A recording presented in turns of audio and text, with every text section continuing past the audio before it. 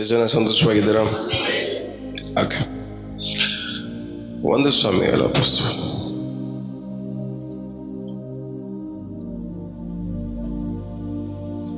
1 ಸಾಮುವೇಲ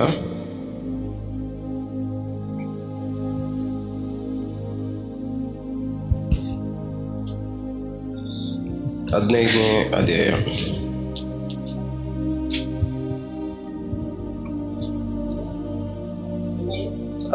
ಅಧ್ಯಾಯ. ಸಂದು 1 ಸಾಮುವೇಲ 15ನೇ ಅಧ್ಯಾಯ.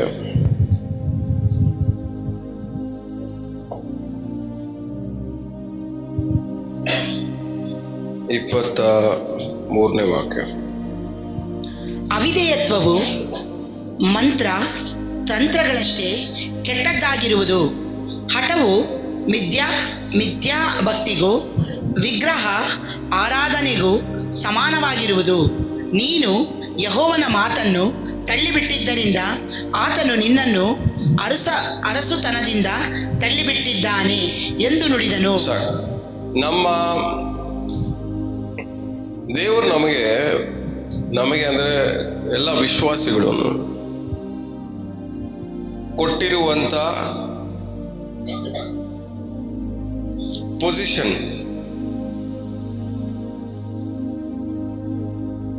ಒಂದು ಕೊಟ್ಟಿರುವಂತ ಸ್ಥಾನ, ಕೊಟ್ಟಿರುವಂತ ಪೊಸಿಷನ್ ಕಳ್ಕೊಳ್ಳೋಕ್ ಕಾರಣ ಯಾವುದು?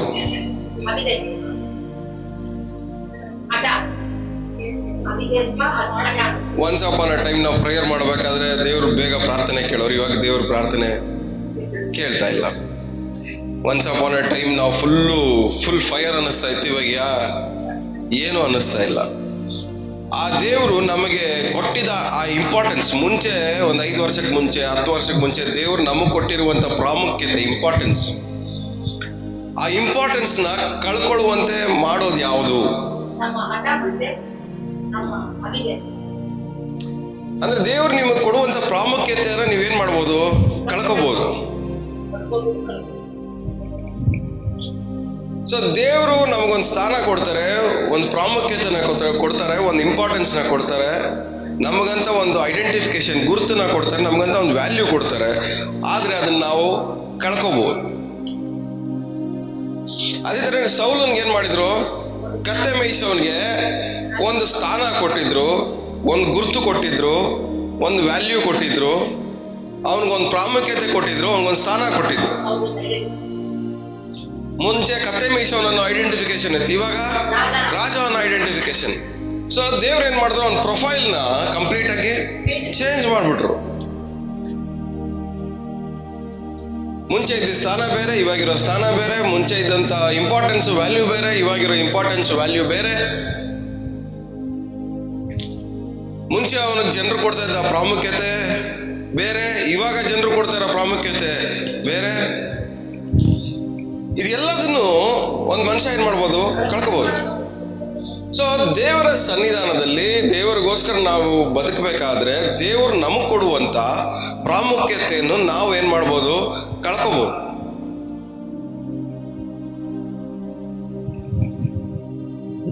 ಅವಾಗ ಕೆಲವರು ಕೇಳ್ತಾ ಇರ್ತೀರ, ಮುಂಚೆ ನನ್ನ ಕೈಲಿ ಹಿಂಗ್ ಮಾಡಕ್ ಆಗ್ತಾ ಇತ್ತು, ಇವಾಗ ಏನಕ್ಕೆ ಮಾಡಕ್ ಆಗ್ತಾ ಇಲ್ಲ? ಏನಕ್ಕೆ ಮಾಡಕ್ ಆಗ್ತಾ ಇಲ್ಲ? ನಿಮ್ಮ ಒಂದು ಪ್ರಾಮುಖ್ಯತೆಯನ್ನು ನೀವೇನ್ ಮಾಡಿದೀರಾ? ಕಳ್ಕೊಂಡಿದ್ದೀರಾ. ಅದಕ್ಕೆ ನಿಮ್ಗೆ ಒಳಗಡೆ ಪ್ರೇಯರ್ ಮಾಡ್ಬೇಕಾದ್ರೆ ನಿಮ್ಗೆ ಸ್ಪೆಷಲ್ ಆಗಿ ಅನ್ನಿಸ್ತಾ ಇಲ್ಲ. ಸೇವೆ ಮಾಡ್ಬೇಕಾದ್ರೆ ನಿಮ್ಗೆ ಒಳಗಡೆ ಏನಾಗ್ಬೇಕು? ಸ್ಪೆಷಲ್ ಆಗಿ ಅನ್ನಿಸ್ಬೇಕಾ? ಏನ್ ಅನ್ನಿಸ್ತಾ ಇಲ್ಲ ನಿಮ್ಗೆ? ಒಳಗಡೆ ಏನೋ ಸ್ಪೆಷಲ್ ಆಗಿ ಅನ್ನಿಸ್ತಾ ಇಲ್ಲ. ಏನೋ ಸಾಧಾರಣವಾಗಿ ಮಾಡ್ತಾ ಇದ್ದೀವಿ, ಸಾಧಾರಣವಾಗಿ ಬದುಕ್ತಾ ಇದ್ದೀವಿ, ಸಾಧಾರಣವಾಗಿ ಇದೀವಿ ಅನ್ನೋ ತರ ಅನಿಸುತ್ತೆ. ಏನಕ್ಕೆ ಅಂದ್ರೆ ಆ ಪೊಸಿಷನ್ ನಾವೇನ್ ಮಾಡಿದೀವಿ? ಕಳ್ಕೊಂಡಿದೀವಿ. ಇನ್ನೊಂದ್ಸರಿ ವಾಕ್ಯ ಓದಿ. ಅವಿಧೇಯತ್ವವು ಮಂತ್ರ ತಂತ್ರಗಳಷ್ಟೇ ಕೆಟ್ಟದ್ದಾಗಿರುವುದು. ಅವಿಧೇಯತೆಯು ಏನಂತೆ? ಮಂತ್ರ ತಂತ್ರಗಳಷ್ಟೇ ಕೆಟ್ಟದ್ದು. ಕೆಟ್ಟವ್ರಿಗೆ ಕೆಟ್ಟದೇ ಆಗುತ್ತೆ. ಮಂತ್ರ ತಂತ್ರ ಮಾಡೋರ್ನ ನೀವೇನಂತ ಕರಿತೀರಾ? ಕೆಟ್ಟವ್ರು ಅಂತಾನೆ ಕರಿತೀರಾ? ಎಲ್ಲ ಇದ್ದೀರಾ? ಮಾಟ ಮಂತ್ರ ಮಾಡೋರ್ಗೆ ಏನಂತ ಕರಿತೀರಾ? ಕೆಟ್ಟವರು. ಆದ್ರೆ ಅವಿಧೇಯತ್ವವನ್ನ ಮಾಡೋರ್ನ ಅವಿಧೇಯತ್ವನ ಹಿಂಬಾಲಿಸೋರ್ನ ಕೂಡ ದೇವ್ರೇನ್ ಹೇಳ್ತಾ ಇದಾರೆ, ಕೆಟ್ಟವರು ಅಂತಾರೆ. ಸೊ ಈ ಕೆಟ್ಟವ್ರಿಗೆ ಒಳ್ಳೇದು ಹೆಂಗಾಗುತ್ತೆ? ಅದಕ್ಕೆ ಹೊಸ ಒಡಂಬಡಿಕೆಯಲ್ಲಿ ಹೇಳ್ತಾರೆ ನೋಡಿ, ದೇವ್ರು ಕೆಟ್ಟವರಾಗಿರೋ ನೀವೇ ಅಂದ್ರೆ ಅರ್ಥ ಏನು? ಹೇಳಿದ ಮಾತು ಕೇಳ್ದಿರೋ ನೀವೇ ಏನ್ ಮಾಡ್ತಾ ಇದ್ದೀರಾ ಹೇಳ್ರಿ, ಪಕ್ಕದಲ್ಲಿ ಹೇಳಿದ ಮಾತು ಕೇಳ್ದಿರೋ ನೀವೇ ನಿಮ್ ಮಕ್ಕಳಿಗೆ ಒಳ್ಳೇದ್ ಮಾಡ್ಬೇಕಾದ್ರೆ ಅಲ್ವಾ? ಹೇಳಿದ ಮಾತು ಕೇಳ್ದಿರೋ ನಾವೇ ಏನ್ ಮಾಡ್ತೀವಿ? ಒಳ್ಳೇದ್ ಮಾಡ್ತೀವಿ. ಸೊ ಹೇಳಿದ ಮಾತು ಕೇಳ್ದಿರೋಲ್ಲ ಯಾರು? ಕೆಟ್ಟವರು. ಸೊ ಅವಿಧೇಯತ್ತು ಮಾಟ ಮಂತ್ರದಷ್ಟೇ ಕೆಟ್ಟದ್ದು, ಅಷ್ಟೇ ಕೆಟ್ಟದ್ದು. ಸೊ ಎಷ್ಟು ಜನ ಕೆಟ್ಟವರು ಇದ್ರ ಇಲ್ಲಿ?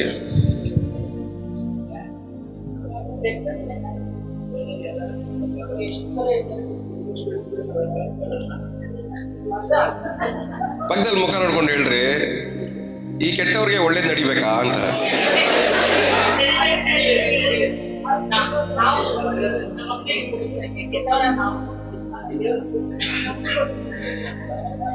ಈ ಕೆಟ್ಟವ್ರಿಗೆಲ್ಲ ಒಳ್ಳೇದಾಗ್ಬೇಕಾ? ಏನಕ್ಕೆ ಆಗ್ಬೇಕು ಹೇಳ್ರಿ? ಏನಾದ್ರು ಒಂದು ರೀಸನ್.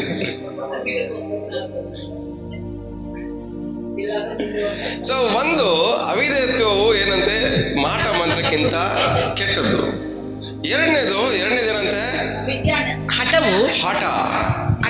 ಮಿಥ್ಯಾಭಕ್ತಿಗೂ ವಿಗ್ರಹ ಆರಾಧನೆಗೂ ಸಮಾನವಾಗಿದೆ. ಹಠ ಹಠ ಹಠ ಹಠ ಹಿಡಿಯೋದು. ದೇವ್ರು ಕೊಡಕ್ ಮುಂಚೆನೆ ಹಠ ಹಿಡಿದು ಎಲ್ಲ ತಗೊಂಬಿಡೋದು. ದೇವ್ರು ಫ್ರಿಜ್ ಕೊಡಕ್ ಮುಂಚೆನೆ ಹಠ ಹಿಡಿದು ಫ್ರಿಜ್ ತಗೊಂಬಿಡೋದು.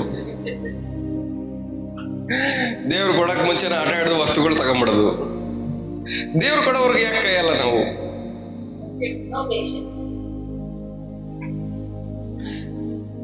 ನಮ್ ಪ್ರಾಬ್ಲಮ್ ಏನ್ ಗೊತ್ತಾ? ಆಸೆ ಬಂದ್ರೆ ಆಟೋಮೆಟಿಕ್ ಆಗಿ ಆಸೆ ತೀರ್ಬಿಡ್ಬೇಕು. ಆಟೋಮೆಟಿಕ್ ಆಗಿ ಏನಾಗ್ಬೇಕು, ನಮ್ಮ ಆಸೆಗಳು ತೀರ್ಬಿಡ್ಬೇಕು. ನಮ್ಮ ಅವಸ್ಥೆಗಳು, ನಾವು ಪಡೋ ಅವಸ್ಥೆ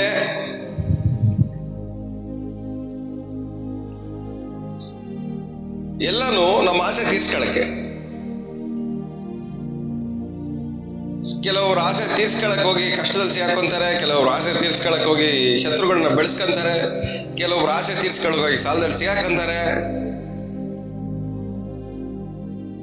ಕೆಲವೊಬ್ರು ಆಸೆ ತೀರ್ಸ್ಕೊಳಕ್ ಹೋಗಿ ಇರೋದನ್ನೆಲ್ಲ ಮಾರ್ಕಂತಾರೆ. ಎಲ್ಲದಕ್ಕೆ ಕಾರಣ ಏನು? ಹಠ ಹಠ ಹಠ ಬೇಕು ಅನ್ನುವಂತ ಹಠ. ಸ್ವಲ್ಪ ಹೇಳಿದ ಮಾತು ಕೇಳು ಅಂತ ಗಂಡ ಹೆಂಡತಿ ಹೇಳಿದ್ರೆ ಹೆಂಡತಿ ಎಗರ್ತಾ ಆಗ್ತದೆ.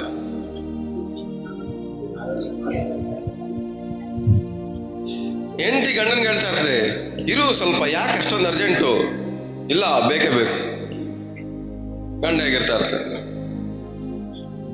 ಇವರಿಬ್ಬರು ನೋಡ್ಕೊಂಡು ಮಕ್ಕಳಿಗೆ ಇರ್ತಾ ಇರ್ತಾರೆ, ನನ್ಗೂ ಬೇಕು ಅಂತ.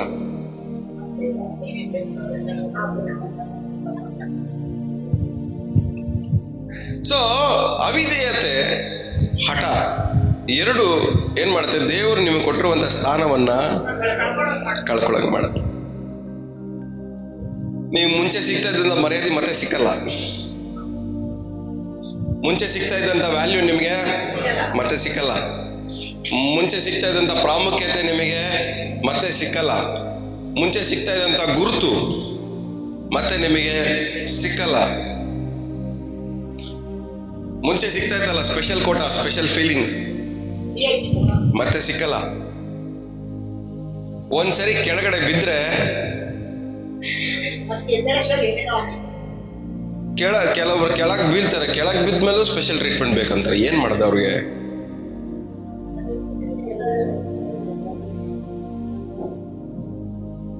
ಕೆಳಗ್ ಬಿದ್ದಿದ್ದೀನಿ ಅನ್ನೋ ಅರಿವು ಇಲ್ದಿರಾ ಯಾಕೆ ನನ್ನ ಜೊತೆ ಮಾತಾಡಲ್ಲ, ಯಾಕೆ ನಮ್ಮ ಮನೆಗೆ ಬರಲ್ಲ? ಅದು ಮಾತಾಡ್ತಾ ಇಲ್ಲ ಅಂದ್ರೆ ಅರ್ಥ ಮಾಡ್ಕೊಬೇಕ್ತಾನೆ. ಯಾವ್ದ್ರಲ್ಲಿ ನಾ ಎಡಿವಿರ್ತೀನಿ, ಇಲ್ಲ ಅವ್ರು ಎಡಿವಿರ್ತಾರೆ ಅಂತ. ಆದ್ರೆ ಅದಕ್ಕೆ ಬದಲಾಗಿ ನಾವೇನ್ ಮಾಡ್ತೀವಿ? ಕಂಪ್ಲೇಂಟ್ ಮಾಡ್ತಾನೆ ಇರ್ತೀವಿ. ಏನಕ್ಕೆ ಅಂದ್ರೆ ಹಠ. ಅವ್ರು ಕೇಳಲ್ಲ, ನಾನು ಯಾಕೆ ಕೇಳ್ಬೇಕು? ಅವ್ರು ಬರಲ್ಲ, ನಾನು ಯಾಕೆ ಹೋಗ್ಬೇಕು? ಅವ್ರು ಕೇಳಿಸ್ಕೊಳ್ಳಲ್ಲ, ನಾನು ಯಾಕೆ ಮಾತಾಡ್ಬೇಕು? ಹಠ. ಸೊ ಅವಿಧೇಯತೆಯು ಹಠವು ಎರಡು ದೇವರು ನಿಮಗೆ ಕೊಡುವಂತ ಸ್ಥಾನವನ್ನ ಇನ್ನೊಂದ್ಸರಿ ಅದು ವಾಕ್ಯ ಓದ್ಕೊಡಿ, ಮುಂದೆ ಓದ್ಕೊಡು. ಅವಿಧೇಯತ್ವವು ಮಂತ್ರ ತಂತ್ರಗಳಷ್ಟೇ ಕೆಟ್ಟದ್ದಾಗಿರುವುದು. ಹಠವು ಮಿಥ್ಯಾಭಕ್ತಿಗೂ ವಿಗ್ರಹ ಆರಾಧನೆಗೂ ಸಮಾನವಾಗಿರುವುದು.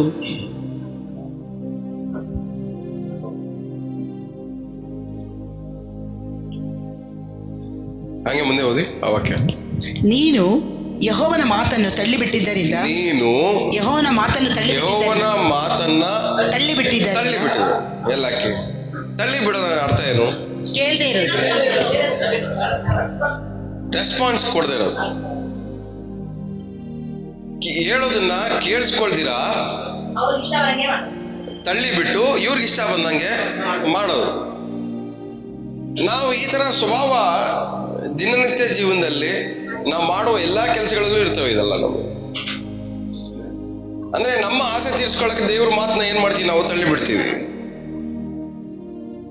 ನಮ್ದು ಪ್ಲಾನ್, ನಮ್ದು ಐಡಿಯಾಗಳನ್ನ ನೆರವೇರಿಸ್ಕೊಳ್ಳೋಕೋಸ್ಕರ ದೇವರ ಮಾತನ್ನ ನಾವೇನ್ ಮಾಡ್ತೀವಿ? ತಳ್ಳಿ ಬಿಡ್ತೀವಿ. ಸೊ ದೇವರ ಮಾತನ್ನ ತಳ್ಳಿ ಬಿಟ್ಟಿದ್ದ ಕಾರಣಕ್ಕೋಸ್ಕರವಾಗಿ ಆತನು ನಿನ್ನನ್ನು ಅರಸುತನದಿಂದ ತಳ್ಳಿಬಿಟ್ಟಿದ್ದ. ದೇವರು ಮರ್ಯಾದೆಯಿಂದ ತಳ್ಳಿಬಿಡ್ತಾರೆ, ಗೌರವದಿಂದನೂ ಒಂದ್ಸಲ ತಳ್ಳಿಬಿಡ್ತಾರೆ, ನಿಮಗೆ ಇರುವಂತ ಐಶ್ವರ್ಯದಿಂದನೂ ತಳ್ಳಿಬಿಡ್ತಾರೆ, ನಿಮ್ಮ ಗುರುತು, ನಿಮ್ಮ ಮರ್ಯಾದೆ, ಮಾನ ಎಲ್ಲದರಿಂದನೂ ದೇವರು ಏನ್ ಮಾಡ್ತಾರೆ? ಯಾವ್ದ್ರಲ್ಲಿ ದೇವರು ತಳ್ಳಿಬಿಡ್ತಾರೋ ಅದ್ರಲ್ಲಿ ನಿಮಗೆ ಬೇಕಾಗಿರೋದು ಯಾವುದು ಸಿಕ್ಕಲ್ಲ.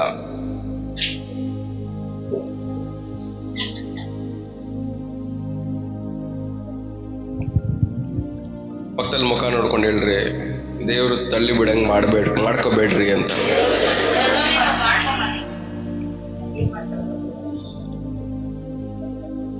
ಎಲ್ಲ ಬಾಯ್ಬಿಟ್ಟು ಅರಕೆ ಮಾಡಿ, ದೇವರೇ ನನಗೆ ಸಿಗ್ತಾ ಇರುವ ಮರ್ಯಾದೆಯಿಂದ ನನ್ನನ್ನು ತಳ್ಳಿ ಬಿಡಬೇಡ, ನನಗೆ ಸಿಗ್ತಾ ಇರುವಂತ ಗೌರವದಿಂದ ನನ್ನ ತಳ್ಳಿ ಬಿಡಬೇಡ, ನನಗೆ ಸಿಕ್ಕಿರುವಂತ ಈ ಸ್ಥಾನದಿಂದ ನನ್ನನ್ನು ತಳ್ಳಿ ಬಿಡಬೇಡ, ನನಗೆ ಸಿಗ್ತಾ ಇರುವಂತ ಮಾನ ಮರ್ಯಾದೆಯಿಂದ ನನ್ನನ್ನು ತಳ್ಳಿ ಬಿಡಬೇಡ.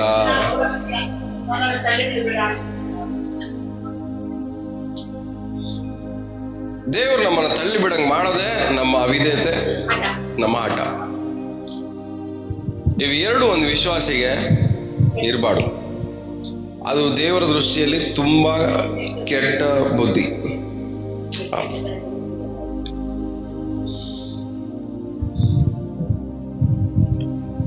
ಇದೆರಡು ಏನಂತೆ? ತುಂಬಾ ಕೆಟ್ಟ ಬುದ್ಧಿ. ಪಕ್ಕದಲ್ಲಿ ಮುಖ ನೋಡ್ಕೊಂಡ್ರೆ ಈ ಕೆಟ್ಟ ಬುದ್ಧಿನ ಇವತ್ತೇ ಬಿಟ್ಬಿಡ್ರಿ ನೀವು.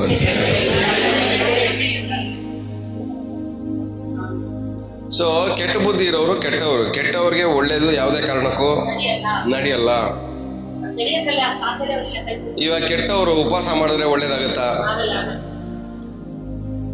ಕೆಟ್ಟವ್ರು ಪ್ರಾರ್ಥನೆ ಮಾಡಿದ್ರೆ ಒಳ್ಳೇದಾಗತ್ತಾ? ಕೆಟ್ಟವ್ರಿಗೆ ನಾವು ಪ್ರಾರ್ಥನೆ ಮಾಡಿದ್ರೆ ಒಳ್ಳೇದಾಗತ್ತಾ?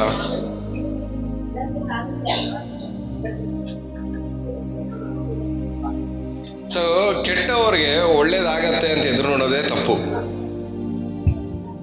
ಒಂದು ವೇಳೆ ಒಳ್ಳೇದಾದ್ರೂ ಅದು ದೇವರ ದಯೆಯಿಂದ, ಕರುಣೆಯಿಂದ ಆಗತ್ತೆ ಹೊರತು ನೀವು ದೇವ್ರನ್ನ ಮೆಚ್ಚಿಸಿ, ಕೆಟ್ಟವರಾಗಿರೋ ನೀವು ದೇವ್ರನ್ನ ಮೆಚ್ಚಿಸಿ ಒಳ್ಳೇದನ್ನ ಪಡ್ಕೊಳಕ್ಕೆ ಸಾಧ್ಯನೇ ಇಲ್ಲ. ಒಂದು ವಾಕ್ಯ ಓದ್ಕೊಳ್ಳೋಣ. 1 ಯೋಹಾನ ಬರೆದ ಪುಸ್ತಕ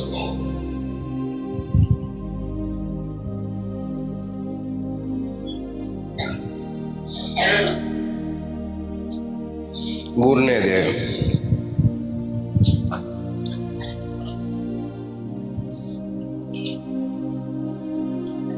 4ನೇ ವಾಕ್ಯ.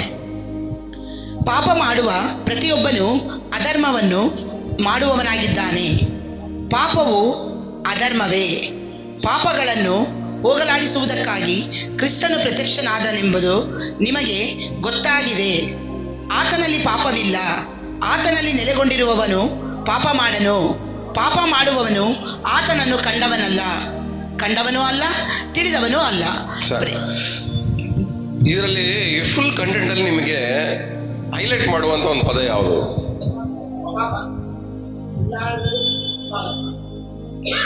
ನಿಮ್ ಕಣ್ಣಿಗೆ ಕಾಮನ್ ವರ್ಡ್ ಇಂಪಾರ್ಟೆಂಟ್ ಪದ ಪಾಪ ಅಂತ ಕಾಣಿಸ್ತದೆ. ನನಗೆ ಆತನು ಅಂತ ಕಾಣಿಸ್ತೈತೆ.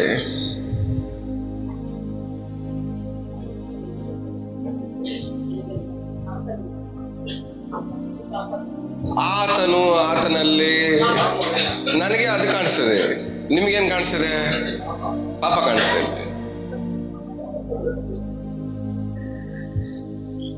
ಈ ಕಡೆ ಪಾಪ ಇದೆ, ಆ ಕಡೆ ಆತನಿದ್ದಾರೆ, ಯೇಸು ಸ್ವಾಮಿ ಇದ್ದಾರೆ.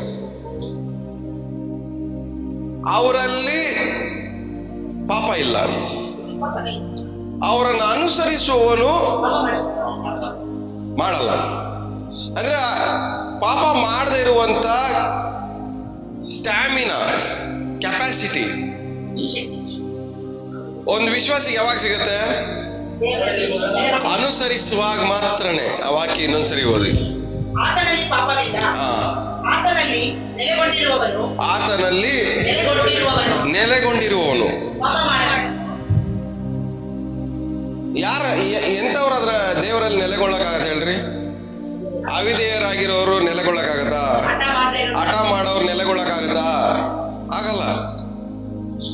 ಸೊ ನಾವು ದೇವರಲ್ಲಿ ನೆಲೆಗೊಳ್ಬೇಕಂದ್ರೆ ನಮ್ಮಲ್ಲಿ ಅವಿಧೇಯತೆ ಇರಬಾರ್ದು, ಹಠ ಅನ್ನೋದು ಇರಬಾರ್ದು. ದೇವ್ರು ಬೇಡ ಅಂದ್ರೆ ಬೇಡ ಅನ್ಬೇಕಷ್ಟೇ, ಮಾಡು ಅಂದ್ರೆ ಮಾಡ್ತೀನಿ ಅನ್ಬೇಕು ಅಷ್ಟೇ. ಈ ತರ ಮನಸ್ಸುಳ್ಳು ಅವನು ಏನ್ ಮಾಡ್ತಾನೆ?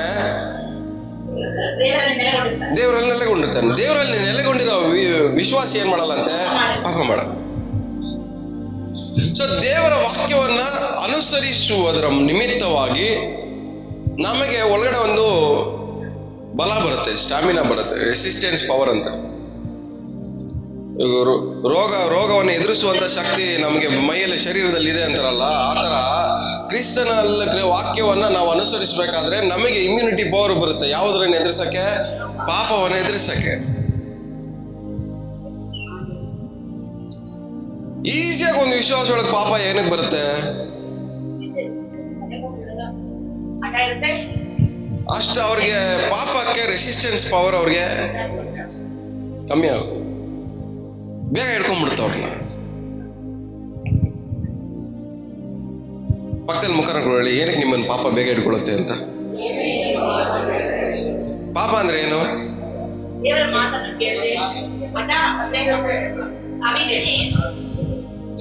ಪಾಪ ಸಿಂಪಲ್. ಪಾಪ ಅಂದ್ರೆ ಸಿಂಪಲ್, ದೇವ್ರ ಮಾತನ್ನ ಮೀರಿ ನಡೆಯೋದು ಅಷ್ಟೇ ಪಾಪ. ಅದಕ್ಕೆ ರೂಟು, ಬೇರುಗಳು ತುಂಬಾ ಇದಾವೆ. ಕೋಪ, ದ್ವೇಷ, ಹೊಟ್ಟೆ ಕಿಚ್ಚು, ಅಸಹ್ಯ, ಏನೇನೋ ಆಳು ಮೂಳು ಎಲ್ಲ ಇದಾವೆ ಬೇರುಗಳು. ಬಟ್ ಸ್ಟಾರ್ಟಿಂಗು ಇರೋದೇ ಒಂದೇ ಅವ್ರ ಮಾತು ಕೇಳದೆ ಇರೋದು, ಅವಿಧೇಯತೆ, ಹಠ. ಇದರ ನಿಮಿತ್ತವಾಗಿ ಎಷ್ಟೋ ಬೇರುಗಳು ಏನಾಯ್ತವೆ? ಆಡ್ಕೊಂತವೆ. ಕೇಳ್ರಿ ಪಕ್ಕದಲ್ಲಿ, ನಿಮ್ಮ ಹಠದಿಂದ, ಅವಿಧೇಯತೆ ನಿಮಿತ್ತವಾಗಿ ಎಷ್ಟು ಬೇರುಗಳನ್ನ ಆಡಿಸ್ಕೊಂಡಿದ್ದೀರಾ ಅಂತ.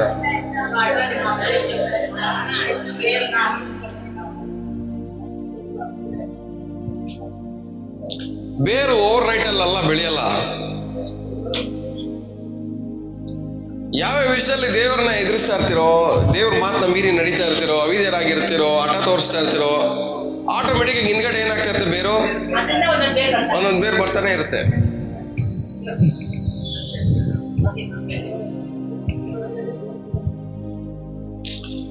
ಸೊ ದೇವರಲ್ಲಿ ನೆಲೆಗೊಂಡಿರುವವನು ಪಾಪ ಮಾಡಕ್ಕಾಗಲ್ಲ. ಯಾಕೆಂದ್ರೆ ಒಂದು ಹಾಡಾಡ್ತೀವಲ್ಲ, ಬರ್ಕ್ಮನ್ ಸರ್ ಹಾಡು, ಕಣ್ಮುಂದೆ ನಿಲ್ಲಿಸಿರುವೆ ನಿನ್ನೊಂದಿಗಿರುವುದೇ ಅಂತರ್ಯದ ಆಸೆಯ ಹಾಡು ಅಲ್ವಾ? ಚೆನ್ನಾಗಿ ಆಡ್ತೀವಲ್ಲ, ಸಗದಾಗ ಆಡ್ತೀವಲ್ಲ ಅದನ್ನ. ನಿನ್ನೊಂದಿಗಿರುವುದೇ ಅಂತರ್ಯದ ಆಸೆಯ, ನಿನ್ ಚಿತ್ತ ಮಾಡುವುದೇ. ಆದ್ರೆ ಒಳಗಡೆ ಕಪ್ಪೆ ತರ ಬೇರೆ ಏನೋ ತವಕಗಳಿಗೆ ಇರ್ತಾ ಇರ್ತೇವೆ ನಮ್ಗೆ ವಾರ ಎಲ್ಲ. ನಮ್ಮ ಒಳಗಡೆ ಇರೋ ತವಕಗಳು ಬೇರೆ,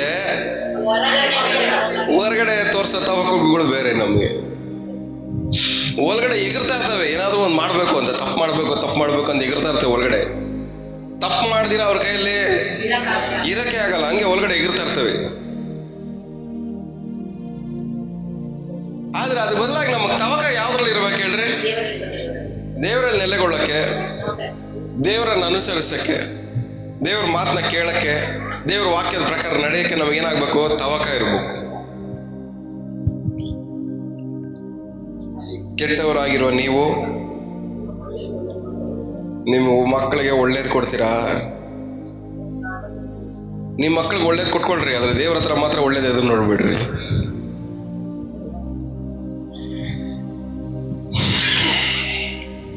ಎರಡು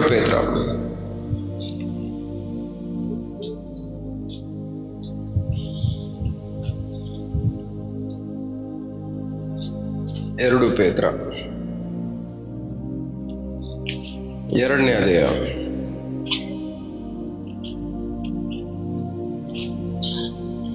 16ನೇ ವಾಕ್ಯ.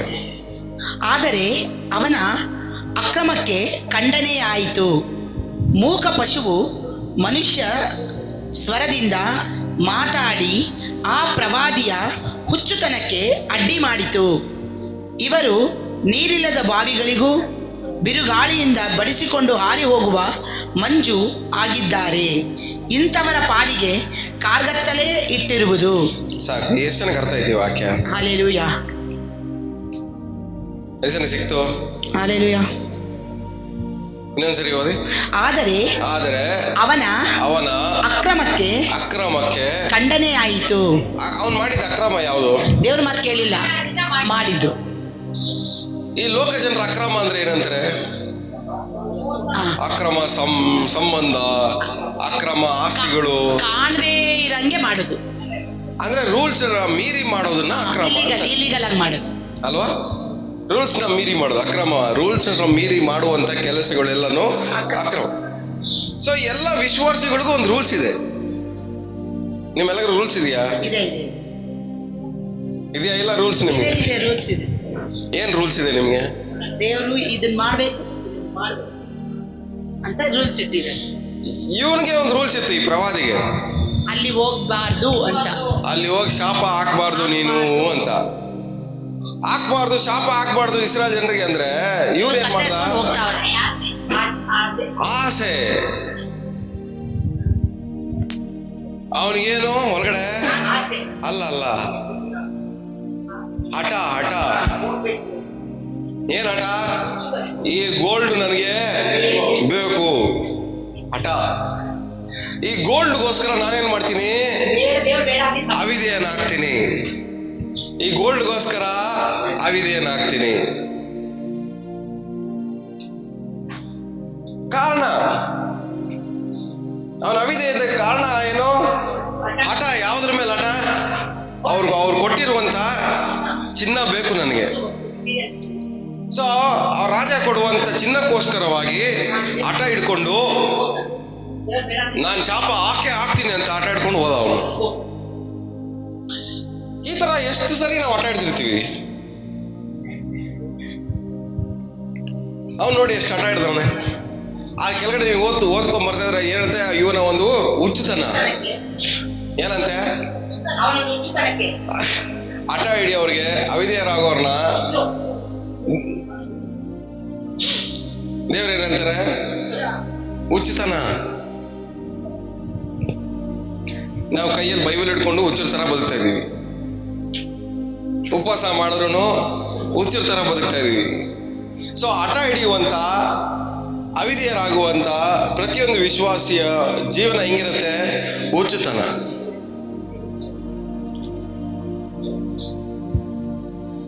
ಸೊ ಇವನು ನೋಡಿ ಹೇಳ್ತಾ ಇದಾರೆ, ಇವನ ಹುಚ್ಚುತನಕ್ಕೆ ಏನಂತೆ? ಇವನು ಹುಚ್ಚುತನ ನಿಲ್ಸಕ್ಕೆ ಮೂಕ ಪಶು ಮಾತಾಡ. ನಮ್ಮ ಹುಚ್ಚುತನ ನಿಲ್ಬೇಕಾದ್ರೆ ಯಾರಾದ್ರೂ ಮಾತಾಡ್ತಾರೆ. ಮಾತಾಡಿದಾಗ ಅವ್ರ ಮೇಲೂ ಹುಚ್ಚರ ತರ ಎಗರಾಡ್ತೀವಿ. ಎಷ್ಟು ಸರಿ ನಾವು ರಿಯಾಕ್ಟ್ ಮಾಡಲ್ಲ ಹಂಗೆ ಹುಚ್ಚರ? ನಿಮ್ ಹುಚ್ಚುತನ ನಿಲ್ಸಕ್ಕೋಸ್ಕರ ದೇವ್ರು ಯಾರನ್ನ ಕಳಿಸಿ ಮಾತಾಡಕ್ ಬಿಟ್ಟಿರ್ತಾರೆ. ಆದ್ರೆ ಅವ್ರನ್ನ ಮಾತಾಡಕ್ ಬಿಡ್ದಿರ ಅವ್ರ ಮೇಲೆ ಹುಚ್ಚರ ತರ ಎಗರಿರ್ತೀವಿ. ನಾಯಿ ಕಸ್ತಂಗೆ, ಹುಚ್ಚು ನಾಯಿ ಕಸ್ತಂಗೆ ಎಗರಿರ್ತೀವಿ. ಸಮಾಧಾನವಾಗಿ ಮಾತಾಡ್ತೀವ, ನಮ್ಗೆ ಹುಚ್ಚಿಡ್ದಾಗ ಅಂತ ಎಗರಾಡ್ಬಿಡ್ತೀವಿ. ಹುಚ್ಚೆಲ್ಲ ತೀರಿದ್ಮೇಲೆ, ಹುಚ್ಚು ಕಮ್ಮಿ ಆದ್ಮೇಲೆ, ಹಿಡಿದಿರೋ ಹುಚ್ಚು ಕಮ್ಮಿ ಆದ್ಮೇಲೆ ಅವಾಗ ಯಾಕೆ ಹಿಂಗ್ ಮಾತಾಡ? ಅದು ದೆವ್ವ ಹಿಡ್ದಿರೋದಲ್ಲ, ನಿಮ್ಗೆ ಹುಚ್ಚು ಹಿಡ್ದಿರೋದು. ವಿಶ್ವಾಸಿಗಳಿಗೆ ದೆವ್ವ ಹಿಡಿಯಲ್ಲ, ಹುಚ್ಚ ಮಾತ್ರ ಹಿಡಿಯೋದು.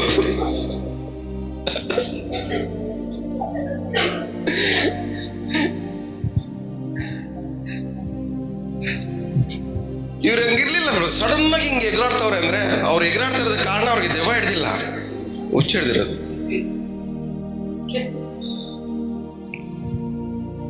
ಈ ಹುಚ್ಚದನ್ನ ನಾವೇನ್ ಮಾಡ್ಬೇಕು? ನಿಲ್ಲಿಸ್ಬೇಕು. ಪಕ್ಕದಲ್ಲಿ ಮುಖ ನೋಡ್ರಿ, ಯಾವಾಗ ನಿಮ್ಗೆ ಹುಚ್ಚು ಹಿಡಿಯುತ್ತೆ ಸಿಸ್ಟರ್ ಬ್ರದರ್?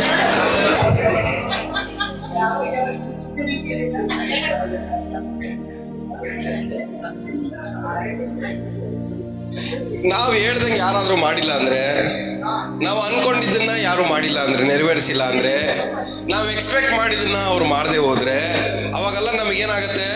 ಹುಚ್ಚಿಡಿಯುತ್ತೆ. ನಾವು ಕೇಳಿದ್ದನ್ನ ಕೊಡದೆ ಹೋದ್ರೆ, ನಾವು ಅನ್ಕೊಂಡಿದ್ದ ಆಗದೆ ಹೋದ್ರೆ ಹುಚ್ಚಿಡಿಯುತ್ತೆ. ಏನಂತ?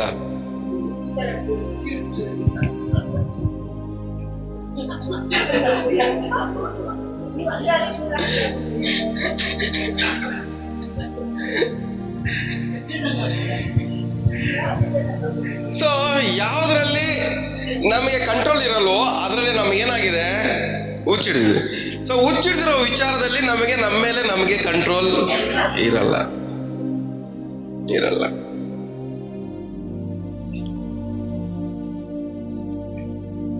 ಆನೆಗೆ ಮದ ಹಿಡಿಯುತ್ತಂತಾರೆ ನೋಡ್ರಿ.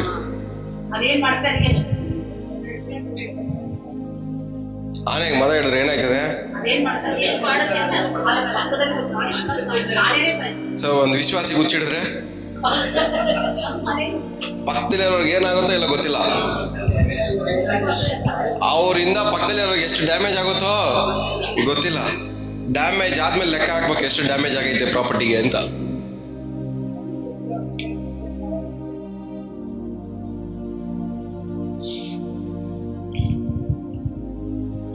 ಒಂದು ಗಾದೆ ಐತಂತೆ, ಕೋಳಿಗೆ ಹುಚ್ಚಿಡಿದ್ರೆ ಮೊಟ್ಟೆ ಇಡೋದು ನಿಲ್ಸುತ್ತಂತೆ.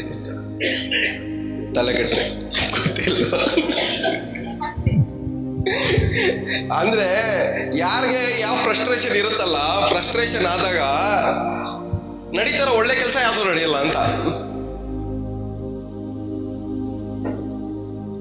ಸೊ ಈ ಬಾಲಂ ಪ್ರವಾದಿಗೆ ಹುಚ್ಚಿಡ್ದೈತಿ. ಹುಚ್ಚಿಡ್ದಿರೋದಕ್ಕೆ ಇಸ್ರಾಯೇಲ್ನ ಆಶೀರ್ವಾದ ಮಾಡು ಅಂದ್ರೆ ಇವನೇನ್ ಮಾಡ್ತಾವ್ರೆ? ಇಲ್ಲ, ನಾನು ಇಸ್ರಾಯೇಲ್ನ ಶಪಿಸ್ತೀನಿ. ಹುಚ್ಚಿಡ್ದೈತಿ. ಏನ್ ಮಾಡ್ತೀರಾ? ಹೇಳಿದ ಮಾತು ಕೇಳ್ದಿರೋರಿಗೆಲ್ಲ ಇನ್ಮೇಲೆ ನಾವೇನ್ ಅನ್ಕೊಬೇಕು ಹೇಳ್ರಿ? ಟೈಮ್ ಸರಿಯಾಗಿ ಚರ್ಚೆಗೆ ಬರ್ದಿರೋನ್ ಏನ್ ಅನ್ಕೊಬೇಕು ನಾವು?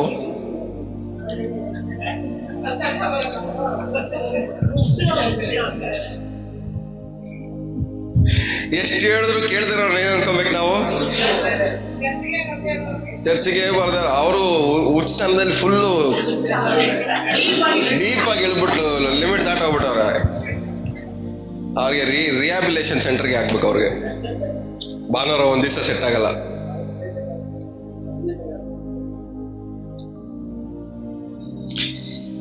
ಸೊ ಇಲ್ಲಿ ಈ ಪ್ರವಾದಿಗೆ ಇವನ್ ಹುಚ್ಚತನ ಬಿಡ್ಸಕ್ಕೋಸ್ಕರವಾಗಿ ದೇವ್ರ ಏನ್ ಮಾಡ್ತಾ ಇದಾರೆ?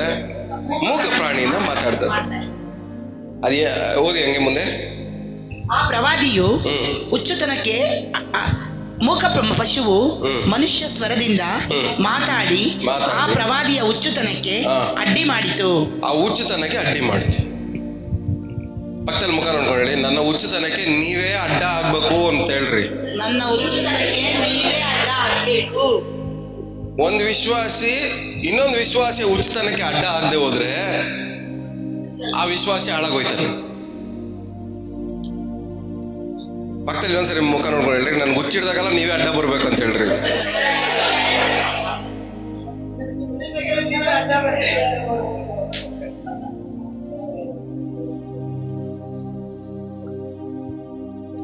ಇವನ್ಗೆ ಹುಚ್ಚಿಡಿತು, ಇವನ್ಗೆ ಅಡ್ಡವಾಗಿ ಯಾವ್ದು ಬಂತು? ಪ್ರಾಣಿ, ಮೂಕ ಪ್ರಾಣಿ, ಕತ್ತೆ ಬಂತು.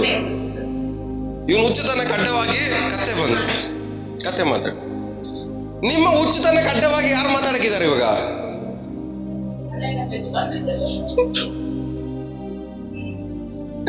ನಮ್ಮ ಹುಚ್ಚುತನಕ್ಕೆ ಅಡ್ಡವಾಗಿ ಯಾರಾದ್ರೂ ಮಾತಾಡಕ್ಕೆ ಇರ್ಬೇಕು. ಯಾರಾದ್ರೂ ಅಡ್ಡವಾಗಿ ಮಾತಾಡಕ್ ಬಂದ್ರೆ ನಾವೇನ್ ಮಾಡ್ತೀವಿ ಹೇಳ್ರಿ? ಅವ್ರ ಮೇಲೆ ಇನ್ನೂ ಹುಚ್ಚುತನ ತೋರಿಸ್ತೀವಿ. ಲಾಸ್ಟ್ಗೆ ಏನ್ ಅನ್ಕೊಂತಾರ ಅವರು? ಯಾಕೆ ಬೇಕಪ್ಪ ಈ ಹುಚ್ಚರ ಸವಾಸ ನಮ್ಗೆ ಅಂತ ಅವರು ದೂರ ಹೋಗ್ಬಿಡ್ತಾರೆ. ಸೊ ಬಿಳಾಮ ಏನ್ ಮಾಡ್ದ? ನೀವು ಆ ಕತ್ತೆ ಮಾತಾಡ್ಬೇಕಾದ್ರೆ ಕತ್ತೆಗೆ ಹೊಡೆದು ಸುಮ್ನೆ ಬಾಯಿ ಮುಚ್ಕೊಂಡು ನಾನು ಹೋಗಿ ಹೇಳೋ ಜಾಗ ಹೋಗು ಅಂತಾನೆ. ನಾನು ಹೇಳೋ ಜಾಗದಲ್ಲಿ ಹೋಗು. ನೀನ್ ಯಾಕೆ ಇವಾಗ? ಆಕ್ಚುಲಿ ಇವನು ಆಟ ಹಿಡಿತಾರದು. ಇವನೇನ್ ಅನ್ಕೊಂತವನೆ? ಕತ್ತೆ ಆಟ ಹಿಡಿತಾ ಇದೆ ಅನ್ಕೊಂತವನೆ. ಹುಚ್ಚಿಡ್ದವ್ರೆ ಹಿಂಗೆ ಯೋಚನೆ ಮಾಡುದು. ಹುಚ್ಚಿಡ್ದವ್ರಿಗೆಲ್ಲ ಯಾರು ತಪ್ಪ ಕಾಣಿಸ್ತಾರೆ? ಬೇರೆಯವರೇ ತಪ್ಪ ಕಾಣಿಸೋದು. ಇವ್ರು ಯಾವಾಗ್ಲೂ ಒಳ್ಳೆಯವ್ರ ತರ ಕಾಣಿಸ್ಕೊಂತಾರೆ. ಮುಂದೆ ಇರೋರು ಯಾವಾಗಲೂ ಹೆಂಗ್ ಕಾಣಿಸ್ತಾರೆ? ತಪ್ಪಾಗಿ ಕಾಣಿಸ್ತಾರೆ. ಇವ್ರು ಮಾತ್ರ ಒಳ್ಳೆಯವರು, ಬೇರೆಯವರಲ್ಲ.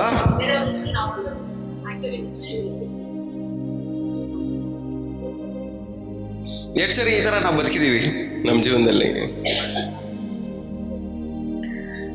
ನಮ್ಗೆ ಹುಚ್ಚಿಡ್ದಾಗೆಲ್ಲ ಒಬ್ರು ಬಂದು ನಿಂತ್ಕೊಂಡು ಮಾತಾಡ್ತಾರೆ ನಮ್ಮನ್ನು ತಡಿಯಕ್ಕೆ. ನಾವೇನ್ ಮಾಡ್ತೀವಿ? ಅವ್ರ ಮೇಲೆ ರೇಗಾಡ್ಬಿಟ್ಟು ಅವ್ರ ಮೇಲೆ ಜಗಳ ಮಾಡಿ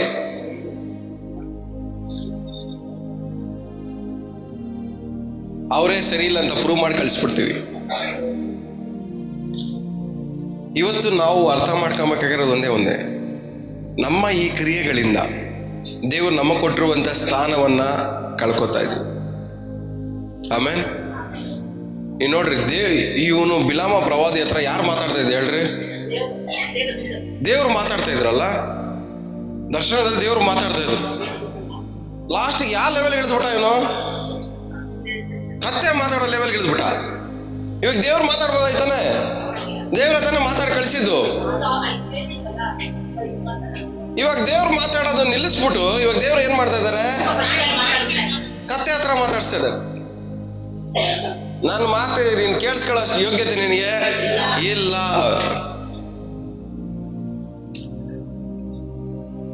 ಆದ್ರೆ ನಾವೇನೆದ್ರು ನೋಡ್ತೀವಿ? ನಾವು ಆಟ ಹಿಡಿತೀವಿ, ಅವಿಧೇಯರಾಗಿರ್ತೀವಿ, ಆದ್ರೂ ದೇವ್ರೇ ಮಾತಾಡ್ಬೇಕಂತ ಎದುರು ನೋಡ್ತೀವಿ.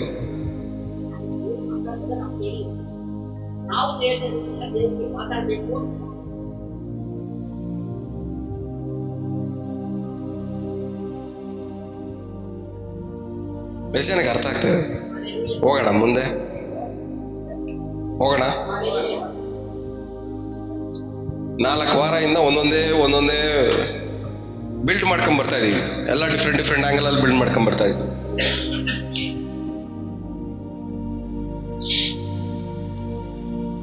ಸೊ ಇವರೆಲ್ಲ ಹೆಂಗಿರ್ತಾರಂತೆ? ಯಾವ ತರ? ಮುಂದೆ ಹಂಗೆ ಓದಿ.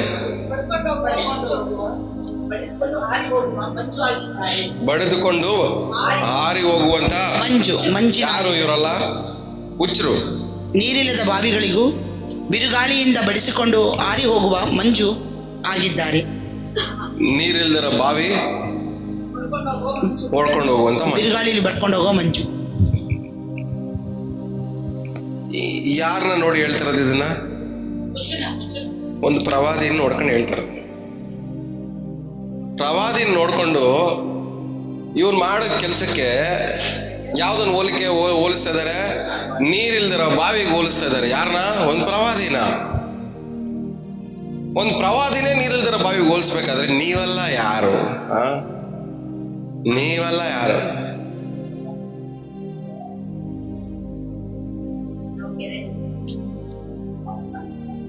ಅವನು ಎಷ್ಟು ದೊಡ್ಡ ಪ್ರವಾದಿ ಗೊತ್ತಾ? ಅವನು ಎಲ್ಲರೂ ಕಣ್ಮುಚ್ಕೊಂಡು ದರ್ಶನ ನೋಡಿದ್ರೆ ಇವ್ನು ಕಣ್ಬಿಟ್ಕೊಂಡು ದರ್ಶನ ನೋಡೋ ಕೆಪಾಸಿಟಿ ಇರೋನು.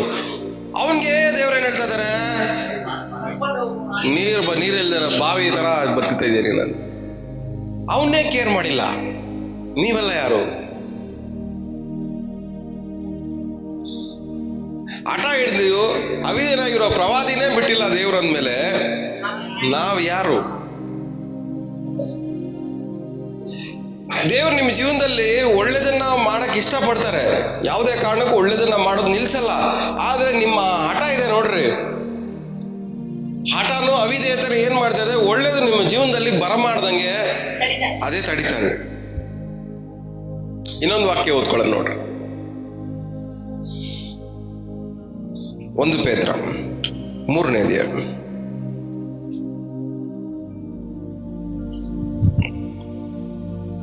20ನೇ ವಾಕ್ಯ. ನೋಹನು ನಾವೆಯನ್ನು ಕಟ್ಟಿಸುತ್ತಿರಲು ದೇವರು ದೀರ್ಘ ಶಾಂತಿಯಿಂದ ಕಾದಿದ್ದಾಗ ಆತನಿಗೆ ಅವಿಧೇಯರಾಗಿದ್ದ ಅವರ ಬಳಿಗೆ ಹೋಗಿ ಸುವಾರ್ತೆಯನ್ನು ಸಾರಿದನು. ಆ ನಾವೆಯೊಳಗೆ ಕೆಲವರು, ಅಂದರೆ 8 ಜನರು ಸೇರಿ ನೀರಿನ ಮೂಲಕ ರಕ್ಷಣೆ ಹೊಂದಿದರು. ಆ ನೀರಿಗೆ ಸಾಕು ಏಸನಿಗೆ ಅರ್ಥ ಆಯ್ತು ವಾಕ್ಯ ಇದು? ಸುತ್ತಿರಲು. ಹಲ್ಲೆಲೂಯ. ನೋವ ಏನ್ ಮಾಡ್ದಂತೆ?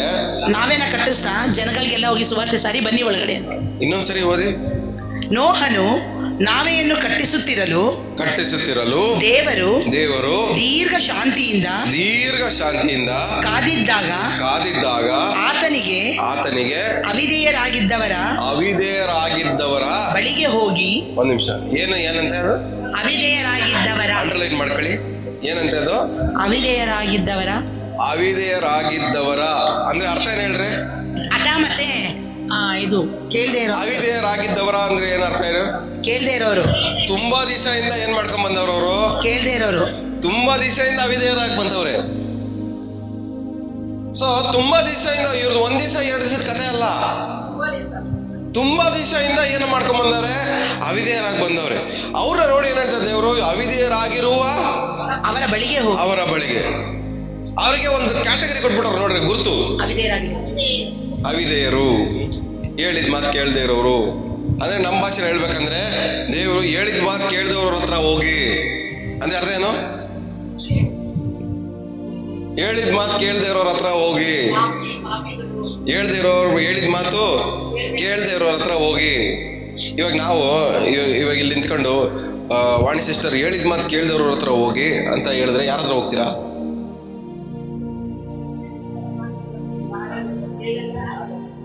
ಯಾರ ಹತ್ರ ಹೋಗ್ತೀರಾ ಫಸ್ಟ್?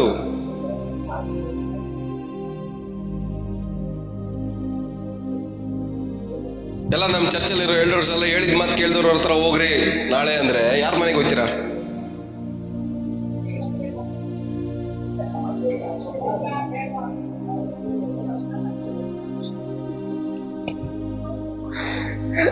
ಸೊ ನೋನ್ಗೆ ಏನ್ ಹೇಳ್ತಾ ಇದಾರೆ? ಹೇಳಿದ ಮಾತು ಕೇಳ್ದೇವ್ರವ್ರ ಹತ್ರ ಹೋಗಿ ಅಂದ್ರೆ ತುಂಬಾ ದಿವಸದಿಂದ ಅವ್ರು ಏನ್ ಮಾಡ್ಕೊಂಡ್ ಬಂದವ್ರೆ? ಹೇಳಿದ ಮಾತು ಕೇಳ್ತಾ ಇಲ್ಲ ಅವರು. ಇವಾಗ ಕೊನೆದಾಗ ಒಂದು ಲಾಸ್ಟ್ ಚಾನ್ಸ್ ಮಾಡ್ಕೊಡ್ತಾವ್ರೆ. ಇಷ್ಟು ವರ್ಷ ಅವ್ರು ಏನ್ ಮಾಡಿಲ್ಲ? ಹೇಳಿದ ಮಾತು ಕೇಳಿಲ್ಲ. ಆದ್ರೆ ಇವಾಗ ಲಾಸ್ಟ್ ಆಗಿ ಆ ಹೇಳಿದ ಮಾತು ಕೇಳ್ದೇ ಇರೋರು ಇದಾರೆ ನೋಡು, ಹುಚ್ಚಿಡ್ದಿರೋರು ಇದಾರೆ ನೋಡು, ಆಟ ಹಿಡಿದವ್ರು ನೋಡು, ಅವಿದ್ಯಾರಾಗಿ ಬದುಕೋರು ಇದಾರೆ ನೋಡು, ಇಷ್ಟ ಬಂದಂಗೆ ಬಾಳೋರು ಇದಾರೆ ನೋಡು. ಅವ್ರಿಗೆ ಲಾಸ್ಟ್ ಆಗಿ ಮತ್ತೆ ಹೋಗಿ ಹೇಳು. ಅಲ್ಲಿ ಹೇಳ್ತಾ ಇರೋದು ಲಾಸ್ಟ್ ಚಾನ್ಸ್. ಅದು ಅಂದ್ರೆ ಹೇಳಿದ ಮಾತು ಕೇಳ್ದೇ ಇರೋರಿಗೆ ಲಾಸ್ಟ್ ಚಾನ್ಸ್, ಮತ್ತೆ ಹೋಗಿ ಹೇಳು ಅಂತ. ಅದಕ್ಕೆ ನಾವೇನ್ ಮಾಡ್ಬೇಕು? ವಾಕ್ಯ ಓದ್ಬೇಕಾದ್ರೆ ಬಿಡಿಸಿ ಓದ್ಬೇಕು. ಅವಾಗ್ಲೇ ನಮ್ಗೆ ಅದ್ರಲ್ಲಿರೋ ಮೀನಿಂಗ್ ಅರ್ಥ ಆಗೋದು. ಸೊ ಹೇಳಿದ ಮಾತು ಕೇಳ್ದವ್ರವ್ರಿಗೆ ನೀನು ಹೋಗಿ ಕೊನೆಯದಾಗಿ ಸುವಾರ್ತೆನ ಸಾರು. ಅದಾದ್ಮೇಲೆ ಇರೋದು ಲಾಸ್ಟ್ ಅಲ್ಲಿ ಏನ್ ಹೇಳುತ್ತೆ? ಎಲ್ಲ ಹೇಳ್ಬಿಟ್ಟು ಸುವಾರ್ತೆ ಸಾರ್ಬೇಕು. ವಾಪಸ್ ಬಂದ್ಮೇಲೆ ಒಳಗಡೆ ದೋಣಿ ಒಳಗಡೆ ಹೋಗಿದ್ದೆ ಎಷ್ಟು ಜನ? ನಾವೇ ಒಳಗಡೆ 8 ಅಂದ್ರೆ ಹೇಳಿದ ಮಾತು ಕೇಳ್ದಿರೋಲ್ಲ ಏನಾದ್ರು?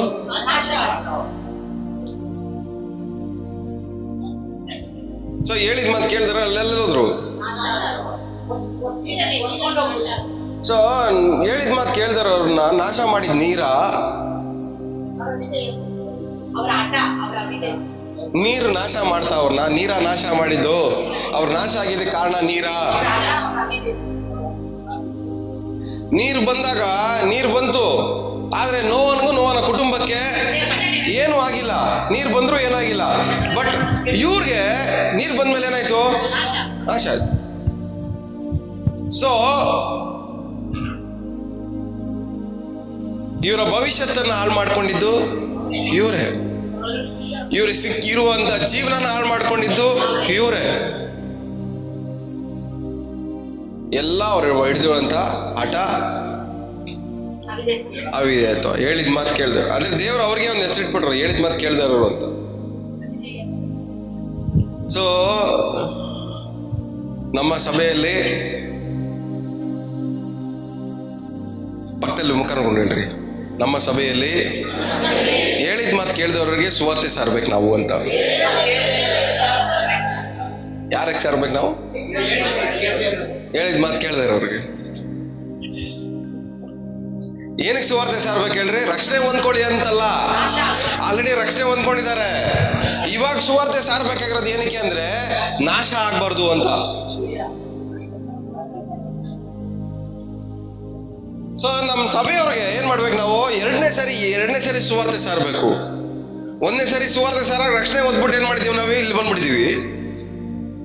ಎರಡನೇ ಸರಿ ಸುವಾರ್ತೆ ಸಾರ್ಬಿಟ್ಟು ಏನ್ ಮಾಡ್ಬೇಕು? ಅವ್ರನ್ನ ನಾವು ನಾಶ ಆಗದೆ ಇರಂಗೆ ಅವ್ರನ್ನ ಕಾಪಾಡ್ಬೇಕು.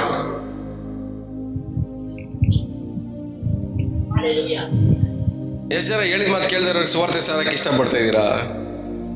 ಏನ್ ಎಲ್ಲ ಸೈಲೆಂಟ್ ಆಗ್ಬಿಟ್ರಿ? ಸುವಾರ್ತೆ ಸಾರಕ್ಕೆ ಯಾರು ಇಲ್ವಾ?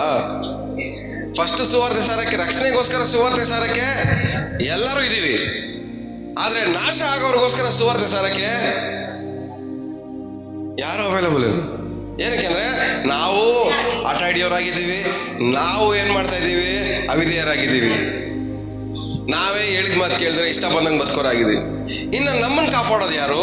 ನಮ್ಮ ತರ ಬದುಕೋರ್ನ ಕಾಪಾಡೋದು ಯಾರು? ಒಂದೇ ರಕ್ಷಣೆ ಯಾವಾಗ ಬಂತು? ಒಂದೇ ಸುವಾರ್ತೆ. ಯೇಸು ಸ್ವಾಮಿ ನಿಮಗೋಸ್ಕರ ಸತ್ರು, ಜೀವಂತವಾಗಿ ಎದ್ರು ಅನ್ನೋದ್ರ ಮೂಲಕವಾಗಿ ಮೊದಲನೇ ರಕ್ಷಣೆ ಬಂತು. ಆ ಸುವಾರ್ತೆ ಮೂಲಕವಾಗಿ ನಮಗೆ ರಕ್ಷಣೆ ಸಿಕ್ತು. ಇವಾಗ ಎರಡನೇ ಸಾರಿ ಸುವಾರ್ತೆ, ಲಾಸ್ಟ್ ಸಾರಿ ಸುವಾರ್ತೆ ಸಾರ್ತಾ ಇರೋದು ಏನಕ್ಕೆ ಅಂದ್ರೆ ನಾವು ನಾಶ ಆಗ್ಬಾರ್ದು. ಕೊನೆಯದಾಗಿ ಅಂದ್ರೆ ಈ ಸುವಾರ್ತೆ ಏನಂದ್ರೆ ವಾರ್ನಿಂಗ್ ಸುವಾರ್ತೆ. ನೀನ್ ಹಿಂಗೇ ಅವಿಧೇಯರಾಗಿದ್ರೆ, ನೀನ್ ಹಿಂಗೆ ಆಟ ಹಿಡಿತಾ ಹೋಗ್ತಾ ಇದ್ರೆ ನೀನೇನಾಗ್ತೀಯ? ನಾಶ ಆಗ್ತೀಯ. ಆಟ ಹಿಡಿಯೋದು ನಿಲ್ಸು, ಅವಿಧೇಯತ್ವ ನಿಲ್ಸು. ಅವಾಗ ನಿನ್ನ ಜೀವನ ಏನಾಗತ್ತೆ? ಕಾಪಾಡಲ್ಪಡುತ್ತೆ. ಬರುವಂತ ನಾಶನದಿಂದ, ಬರುವಂತ ಸಮಸ್ಯೆಗಳಿಂದ, ಬರುವಂತ ತೊಂದರೆಗಳಿಂದ ತಪ್ಪಿಸ್ಕೊಳ್ಳಕ್ಕೆ ಇರುವಂತ ಒಂದೇ ಒಂದು ದಾರಿ ದೇವರಿಗೆ ನಾವು ತೋರಿಸುವಂತ ವಿಧೇಯತೆ. ಯಾಕಂದ್ರೆ ದೇವರು ಯಜ್ಞ ಹೋಮಗಳಿಗೆ ಮೆಚ್ಚುವವರಲ್ಲ, ಮನುಷ್ಯನ ವಿಧೇಯತ್ವಕ್ಕೆ ಮೆಚ್ಚುವವರಾಗಿದ್ದಾರೆ. ಅಂದ್ರೆ ವಿಧೇಯತ್ವ ಅಂದ್ರೆ ಅರ್ಥ ಏನು? ಹೇಳಿದ ಮಾತು ಕೇಳೋರು ಅಷ್ಟೇ. ಹೇಳಿದ ಮಾತು ಕೇಳೋರ್ನ ಕಂಡ್ರೆ ದೇವರಿಗೇನು ತುಂಬಾ ಇಷ್ಟ, ಪ್ರೀತಿ, ಮೆಚ್ಕೊಂತಾರೆ. ಹೇಳಿದ ಮಾತು ಕೇಳೋರ್ನ ಪ್ರೀತಿ ಮಾಡ್ತಾರೆ. ಹೇಳಿದ ಮಾತು ಕೇಳಿದವ್ರನ್ನ ಹುಚ್ಚರಂತಾರೆ. ನೀವೆಲ್ಲ ಯಾರು?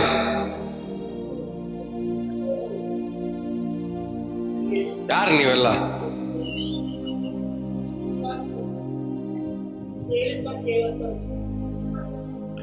ಯಾರು ನೀವೆಲ್ಲ?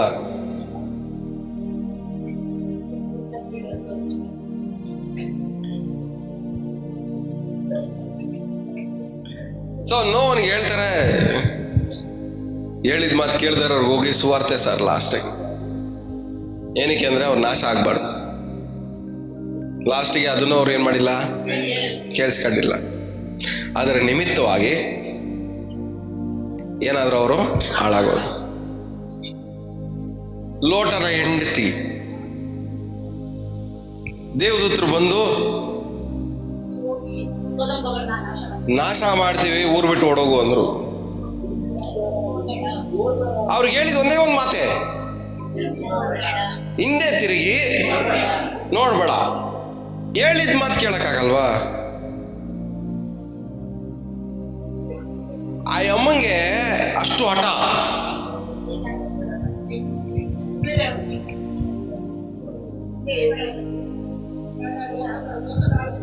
ಅಷ್ಟು ಹಠ ಊರ ಮೇಲೆ ಯಮ್ಮಂಗೆ ಹೇಳಿದ ಒಂದ್ ಸಿಂಪಲ್ ಮಾತು, ಹೋಗು, ಹಿಂದೆ ತಿರುಗಿ ನೋಡ್ಬೇಡ, ನೀನು ನಿನ್ನ ಕುಟುಂಬ ಏನಾಯ್ತದೆ ರಕ್ಷಿಸಲ್ಪಡ. ಒಂದು ಮಾತನ್ನ ಫಾಲೋ ಮಾಡಕ್ಕಾಗಿಲ್ಲ ಅಮ್ಮನ ಕೈಲಿ. ಹೋಗ್ತಾ ಹೋಗ್ತಾ ಹೋಗ್ತಾ ಏನ್ ಮಾಡ್ತಾ ಅಮ್ಮ, ದೇವ್ರ ಮಾತು ಮೀರಿ ನಡೆದ್ರೆ ಏನಾಗುತ್ತೆ ಹೇಳ್ರಿ? ತೊಂದರೆ ಬರೋದು ಏನಕ್ಕೆ ಹೇಳ್ರಿ ಒಂದು ವಿಶ್ವಾಸಿ ಜೀವನದಲ್ಲಿ? ದೇವ್ರು ಹೇಳೋದೊಂದು, ನಾವು ಮಾಡೋದು ಒಂದೊಂದು, ನಾವು ಮಾಡ್ಬಿಟ್ಟು ದೇವ್ರೇನ ಕಾಪಾಡು ಅಂತೀವಿ. ಆದ್ರೆ ನೀವು ಒಂದೊಂದ್ಸರಿ ತಪ್ಪು ಮಾಡಿದಾಗಲ್ಲ ನಿಮ್ ಜೀವನದಲ್ಲಿ ಒಂದೊಂದು ಸಮಸ್ಯೆ ಉಂಟಾಗ್ತಾ ಇದೆ, ಅದನ್ನ ನೀವು ಅರ್ಥ ಮಾಡ್ಕೊಂತ ಇಲ್ಲ.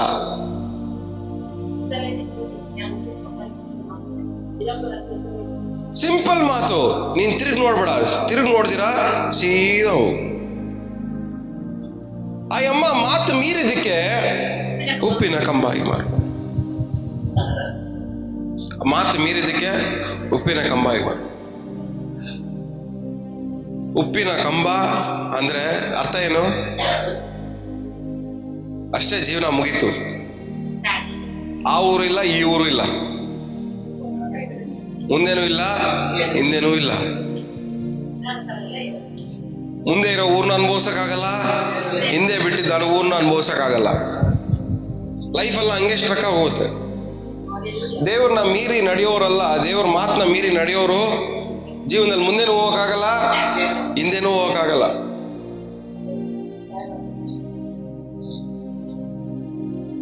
ಎಷ್ಟು ಜನ ಜೀವನದಲ್ಲಿ ಮುಂದೆ ಹೋಗ್ಬೇಕಂತ ಇಷ್ಟಪಡ್ತಾ ಇದ್ದೀರಾ? ದೇವ್ರ ಮಾತು ಮೀರಿ ನಡೆಯೋದನ್ನ ನಿಲ್ಲಿಸ್ರಿ. ದೇವ್ರ ಮಾತನ್ನ ಮೀರಿ ನಡೆದು ಹುಚ್ಚರ ತರ ಬದುಕೋದನ್ನ ನಿಲ್ಲಿಸ್ರಿ.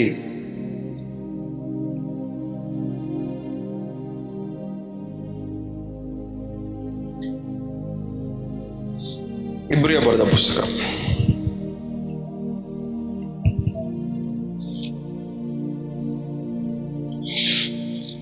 10ನೇ ಅಧ್ಯಾಯ.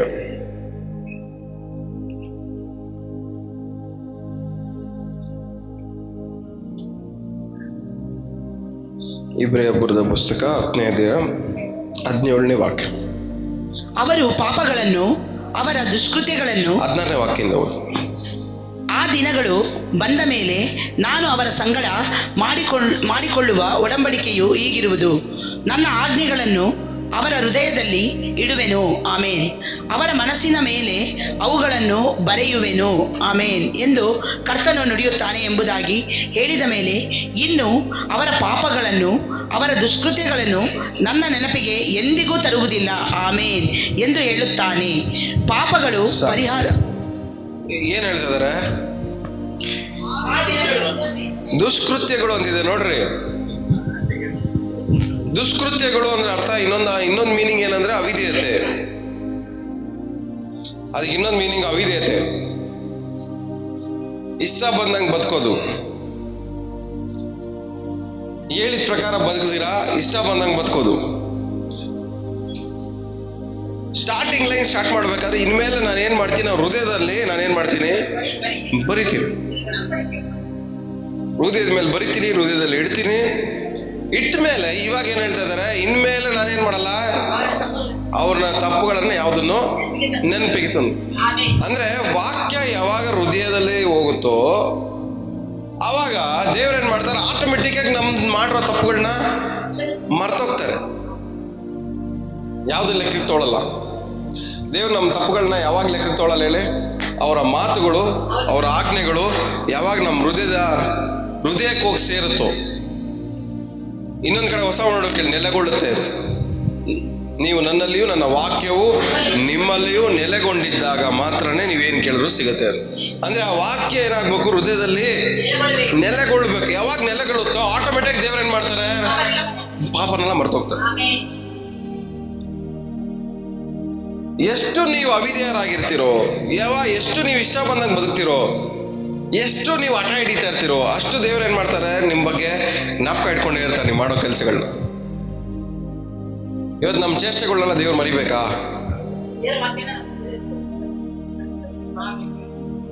ದೇವ್ರು ನಮ್ಮ ಚೇಷ್ಟೆಗಳನ್ನ ಮರಿಬೇಕಾ? ಇದಕ್ಕೆ ಮುಂಚೆ ನಾವು ಓದಿದ ವಾಕ್ಯ ಏನು? ಆತನ ವಾಕ್ಯವನ್ನ ಅನುಸರಿಸುವವನು ಪಾಪ ಮಾಡಲ್ಲ. ಆತನ ನೆಲೆಗೊಂಡು ಆತನ ವಾಕ್ಯವನ್ನು ಅನುಸರಿಸುವವನು ಏನ್ ಮಾಡಲ್ಲ? ಪಾಪ ಮಾಡಲ್ಲ, ತಪ್ಪು ಮಾಡಲ್ಲ. ದೇವರನ್ನ ಅನುಸರಿಸುವವನು ಹಠ ಹಿಡಿಯಲ್ಲ. ದೇವರನ್ನ ಅನುಸರಿಸುವವನು ಇಷ್ಟ ಬಂದಂಗೆ ಇರಲ್ಲ, ಜೀವಿಸಲ್ಲ. ಇಲ್ಲೇನ್ ಹೇಳ್ತದೆ ಈ ವಾಕ್ಯ? ಅವರ ಪಾಪಗಳನ್ನ, ಅವರ ದುಷ್ಕೃತ್ಯಗಳನ್ನು.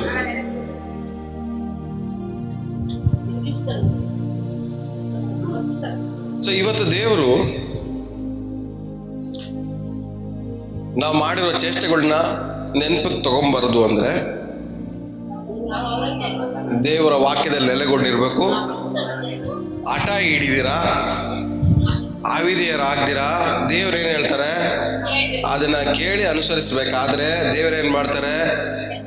ನಿಮ್ಮ ತಪ್ಪುಗಳನ್ನ, ಪಾಪಗಳನ್ನ ಲೆಕ್ಕಕ್ಕೆ ತಗೊಳ್ದಿರ ಬಿಟ್ಬಿಡ್ತಾರೆ. ದೇವರೇ ನನ್ನ ತಪ್ಪು ಕ್ಷಮಿಸು, ಪಾಪ ಕ್ಷಮಿಸು ಅಂದಿದ ತಕ್ಷಣ ಪಾಪ ಕ್ಷಮಾಪಣೆ ಆಗಲ್ಲ. ನಮಗೆ ಕ್ಷಮಾಪಣೆ ಕೊಡೋದೇ ದೇವರ ವಾಕ್ಯ. ಅದಕ್ಕೆ ಇನ್ನೊಂದ್ ಕಡೆ ದೇವರ ವಾಕ್ಯ, ನೀವು ಕೇಳಿದ ವಾಕ್ಯದ ನಿಮಿತ್ತವಾಗಿ ನೀವೇನಾಗಿದ್ದೀರಾ? ನೀವು ಶುದ್ಧರಾಗಿದ್ದೀರಾ.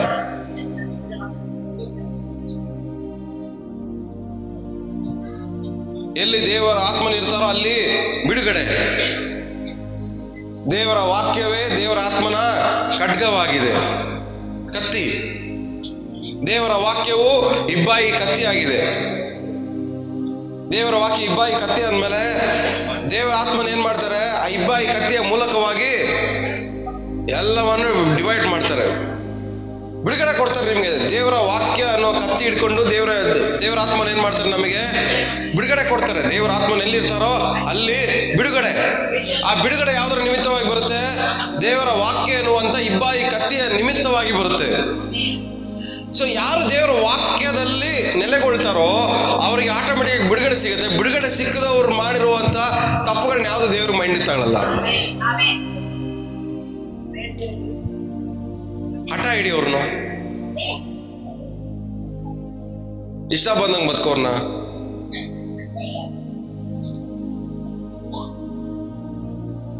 ಹಠ ಹಿಡಿಯೋರ್ನ, ಇಷ್ಟ ಬಂದಂಗ್ ಬದುಕೋರ್ನ ದೇವ್ರ ಲೆಕ್ಕಕ್ಕೆ ತಗೊಳ್ತಾರೆ. ಬಟ್ ಅವ್ರು ಮಾಡಿರೋ ಚೇಷ್ಟೆಗಳನ್ನ ನಿಮಿತ್ತವಾಗಿ, ಅವ್ರು ಮಾಡಿರುವಂತ ಚೇಷ್ಟೆಗಳೇ. ಯೇಸ್ವಾಮಿ ಕಾನೂರು ಮದುವೆಗೆ ಹೋಗಿರ್ಬೇಕಾದ್ರೆ ನೀರನ್ನ ದ್ರಾಕ್ಷರಸ ಮಾಡಿದ್ರು, ಎಲ್ಲ ಓಕೆ. ಬಟ್ ಅಲ್ಲಿ ಅದ್ಭುತ ಏನಂದ್ರೆ ಯೇಸ್ವಾಮಿ ಒಂದ್ ಮಾತು ಹೇಳ್ತಾರೆ, ಅದನ್ನ ಏನ್ ಮಾಡಲ್ಲ ಅವರು? ಒಂದು ಮಾತು ಮೀರಲ್ಲ. ಆ ಮಾತು ಮೀರಲ್ಲ. ಅವ್ರು ಏನ್ ಹೇಳಿದಾರೋ ಅದ್ರ ಪ್ರಕಾರನೇ ಸೇಮ್ ಟು ಸೇಮ್ ಮಾಡ್ತಾರೆ ಅಷ್ಟೇ. ಹಠ ಹಿಡಿಯಲ್ಲ. ಏನ್ ನೀರ್ ಹಾಕೊಂತಾರೆ, ಈ ನೀರ್ ತಗೊಂಡು ಕೊಡಕ್ಕಾಗತ್ತಾ? ನೋ, ಹಠ ಹಿಡಿಯೋದು ಏನಿಲ್ಲ. ಯೇಸ್ವಾಮಿ ಒಂದ್ ಹೇಳಿದ್ರು, ಇವ್ರೇನೋ ಒಂದು ಮಾಡಿದ್ರು. ಇಲ್ಲ, ಯೇಸ್ವಾಮಿ ಏನ್ ಹೇಳಿದ್ರು ಅದನ್ನೇ ಸೇಮ್ ಟು ಸೇಮ್ ಮಾಡೋರು. ಅಲ್ಲ, ಹಠ ಹಿಡಿದ್ರ ಅವರು? ಇಷ್ಟ ಬಂದಂಗೆ ಏನಾದ್ರು ಮಾಡಿದ್ರ? ಇಲ್ಲ, ಹಠ ಹಿಡ್ದಿಲ್ಲ, ಇಷ್ಟ ಬಂದಂಗೆ ಮಾಡಿಲ್ಲ. ಯೇಸ್ವಾಮಿ ಹೇಳ್ದಂಗೆ ಏನ್ ಮಾಡಿದ್ರು? ನೀರ್ ತುಂಬಿಸಿದ್ರು ಅಷ್ಟೇ. ಆ ನೀರ್ ತುಂಬಿಸಿದ ನಿಮಿತ್ತವಾಗಿ ಅದ್ಭುತ ನಡೀತು. ಇಲ್ಲಿ ಯೇಸ್ವಾಮಿ ಮಾತಿಗೆ ಅವ್ರೇನಾಗ್ಬೇಕಾಗಿತ್ತು? ವಿಧೇಯರಾಗಬೇಕಾಗಿತ್ತು. ಯೇಸು ಸ್ವಾಮಿಯ ಮಾತಿಗೆ ವಿಧೇಯರಾಗಿದ್ದ ನಿಮಿತ್ತವಾಗಿ ಅಲ್ಲಿ ಬಂದವ್ರಿಗೆಲ್ಲ ಏನಾಯ್ತು? ಒಳ್ಳೆ ದ್ರಾಕ್ಷರಸ ಸಿಕ್ತು ಅವ್ರಿಗೆ. ಅವ್ರಿಗೆ ಆಶೀರ್ವಾದ, ಅವ್ರಿಗೆ ಸಂತೋಷ ಸಿಕ್ತು. ಒಂದು ವೇಳೆ ಇಲ್ಲಿ ತುಂಬಿಸೋರು ಕೆಲಸದವರೆಲ್ಲ ಅವಿಧೇಯರಾಗಿದ್ದಿದ್ರೆ ಅವ್ರಿಗೆ ಸಿಗ್ತಾ ಇದ್ದಿದ್ದು ಬರೀ ನೀರು ಮಾತ್ರನೇ.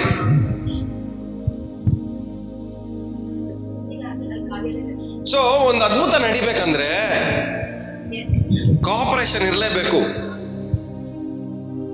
ಒಂದು ವಿಶ್ವಾಸ ಜೀವನ ಅದ್ಭುತ ನಡಿಬೇಕಂದ್ರೆ ಕೋಆಪರೇಷನ್ ಮಾಡಬೇಕು, ಕೋಆಪರೇಷನ್ ಇರಲೇಬೇಕು ದೇವ್ರ ಜೊತೆಗೆ. ಅವ್ರು ಹೇಳಿದ ಪ್ರಕಾರ ನಡ್ಕೊಂಡ್ರೆ ನಮ್ಗೇನಾಗುತ್ತೆ? ಅದ್ಭುತ ಖಂಡಿತ ನಡೆಯುತ್ತೆ. ಆದ್ರೆ ಅವ್ರ ಮಾತಿನ ಮೀರಿ ನಡೆದು ನಾವು ಹಠ ಇಟ್ಕೊಂಡು ಕೂತಿದ್ರೆ ನಾನು ಏನಕ್ಕೆ ಮಾಡ್ಲಿ ಅಂತ ಅದ್ಭುತ ಅನ್ನೋದು ನಿಮ್ಮನ್ನೇ ನಿಮ್ ಜೀವನದಲ್ಲಿ ಏನ್ ಮಾಡ್ಕೊಂತೀರಾ? ನೀವೇ ಡಿಲೇ ಮಾಡ್ಕೊಂತಾ ಇರ್ತೀರಾ, ನೀವೇ ಡಿಲೇ ಮಾಡ್ತಾ ಇರ್ತೀರಾ. ಈ ತರ ಬೈಬಲ್ ತುಂಬಾ ಎಕ್ಸಾಂಪಲ್ಸ್ ಇದಾವೆ. ಏ ಸ್ವಾಮಿ ನೋಡಿ ಪೇತ್ರ ಹೇಳ್ತಾನೆ, ಇನ್ನು ಏ ಸ್ವಾಮಿ ಆಗಿದ್ರೆ ನಾನೇನ್ ಮಾಡ್ಬೇಕು, ನೀರ್ ಮೇಲೆ ನಡಿಬೇಕು. ಏ ಸ್ವಾಮಿ ಹೇಳ್ತಾರೆ ನಡಿ ಅಂತ. ಆ ಮಾತನ್ನ ಏನ್ ಮಾಡ್ತಾನೆ, ಕೇಳಿಸ್ಕೊಂಡು ನಂಬ್ತಾನೆ ಆ ಮಾತನ್ನ. ಸರಿ ನೀನ್ ಹೇಳಿದ್ಯಾ, ನಾನು ನಡಿತೀನಿ. ಆ ಹೇಳಿದ ಮಾತನ್ನ ಕೇಳಿಸ್ಕೊಂಡು ನಡೆದಿದ್ದಕ್ಕೆ ಏನ್ ಮಾಡ್ದ, ನಡ್ದ ನೀರ್ ಮೇಲೆ. ಅವ್ನು ನೀರಿನ ಮೇಲೆ ನಡೆಯೋದಕ್ಕೆ ಕಾರಣ ಏನು, ಏ ಸ್ವಾಮಿ ಹೇಳಿದ್ರು ನೋಡ್ರಿ ಬಾ ಅಂತ, ಅದಕ್ಕೆ ಒಳಪಟ್ಟಿದ್ದಕ್ಕೆ. ಸೊ ಯೇಸು ಸ್ವಾಮಿ ಮಾತಿಗೆ ನಾವು ಕಿವಿಗೊಟ್ರೆ ಖಂಡಿತವಾಗಿ ಅದ್ಭುತ ನಡೆಯುತ್ತೆ. ಶತಾಧಿಪತಿ ಬಂದ ಯೇಸು ಸ್ವಾಮಿ ಹತ್ರ, ನನ್ನ ಆಳಿಗೆ ಗುಣ ಆಗ್ಬೇಕು, ಹೋಗು ನೀನ್ ಆಳ್ ಗುಣ. ಹಠ ಹಿಡ್ದಿಲ್ಲ, ನನ್ಗೆ ಇಲ್ಲಿ ನ್ಯೂಸ್ ಬರ್ಬೇಕು, ಅವಾಗ್ಲೇ ಹೋಗ್ತೀನಿ. ನನ್ನ ಆಳ್ ಗುಣ ಆಗಿದೆ ಅಂತ ಏನ್ ಬರ್ಬೇಕು, ನನ್ಗೆ ನ್ಯೂಸ್ ಬರ್ಬೇಕು. ಹಠ ಹಿಡ್ದಿಲ್ಲ ಅವನು. ಆಳಿಗೆ ಗುಣ ಆಗಿದೆ ಹೋಗು ಅಂದಷ್ಟ ಏನ್ ಮಾಡ್ದ ಅವನು, ಹೋದ. ಹಠ ಹಿಡ್ದಿಲ್ಲ, ಆ ಮಾತನ್ನ ಅನುಸರಿಸಿ ಏನ್ ಮಾಡ್ದ, ಅದನ್ನೇ ನಂಬ್ಕೊಂಡು ಹೋದ. ಹೋದ್ಮೇಲೆ ಅಲ್ಲಿ ಏನಾಗಿದೆ, ಅದ್ಭುತ ನಡೆದಿದೆ. ಅವನಿಗೆ ಅದ್ಭುತ ನಡೆದಿದೆ ಕಾರಣ ಏನು, ಯೇಸು ಸ್ವಾಮಿ ಮಾತಾಡಿದ್ದಕ್ಕೆ, ಇವನು ಅದನ್ನ ನಂಬಿದಕ್ಕೆ, ಅನುಸರಿಸಿದಕ್ಕೆ. ಇಬ್ರು ಕೋಆಪರೇಷನ್ ಇದ್ದಿದ್ದಕ್ಕೆ ಅಲ್ಲಿ ಅದ್ಭುತ ನಡೆದಿದ್ದು. ಇಂಥ ನಂಬಿಕೆ ನಾನು ಏನ್ ಮಾಡ್ತಾ ಇಲ್ಲ, ನಾನು ಸ್ವಂತ ಜನರಲ್ಲೂ ನೋಡ್ತಾ ಇಲ್ವಲ್ಲ ಅಂತ ಯೇಸು ಸ್ವಾಮಿ ಹೇಳ್ತಾರೆ. ಇವನಲ್ಲಿರೋ ನಂಬಿಕೆನ ನನ್ನ ಸ್ವಂತ ಜನರಲ್ಲೂ ಕಾಣ್ತಾ ಇಲ್ವಲ್ಲ. ಸೊ ಇಲ್ಲಿ ಶತಾಧಿಪತಿ ಆಳ ಗುಣ ಆಗ್ಬೇಕಂದ್ರೆ ಇಲ್ಲಿ ಶತಾಧಿಪತಿನೂ ಯೇಸು ಸ್ವಾಮಿನೂ ಇಬ್ರು ಕೋಆಪರೇಟ್ ಮಾಡ್ಬೇಕಾಗಿದೆ. ಯೇಸು ಸ್ವಾಮಿ ಹೇಳಿರೋ ಮಾತು ಇವನು ಕೋಆಪರೇಟ್ ಮಾಡ್ಬೇಕು.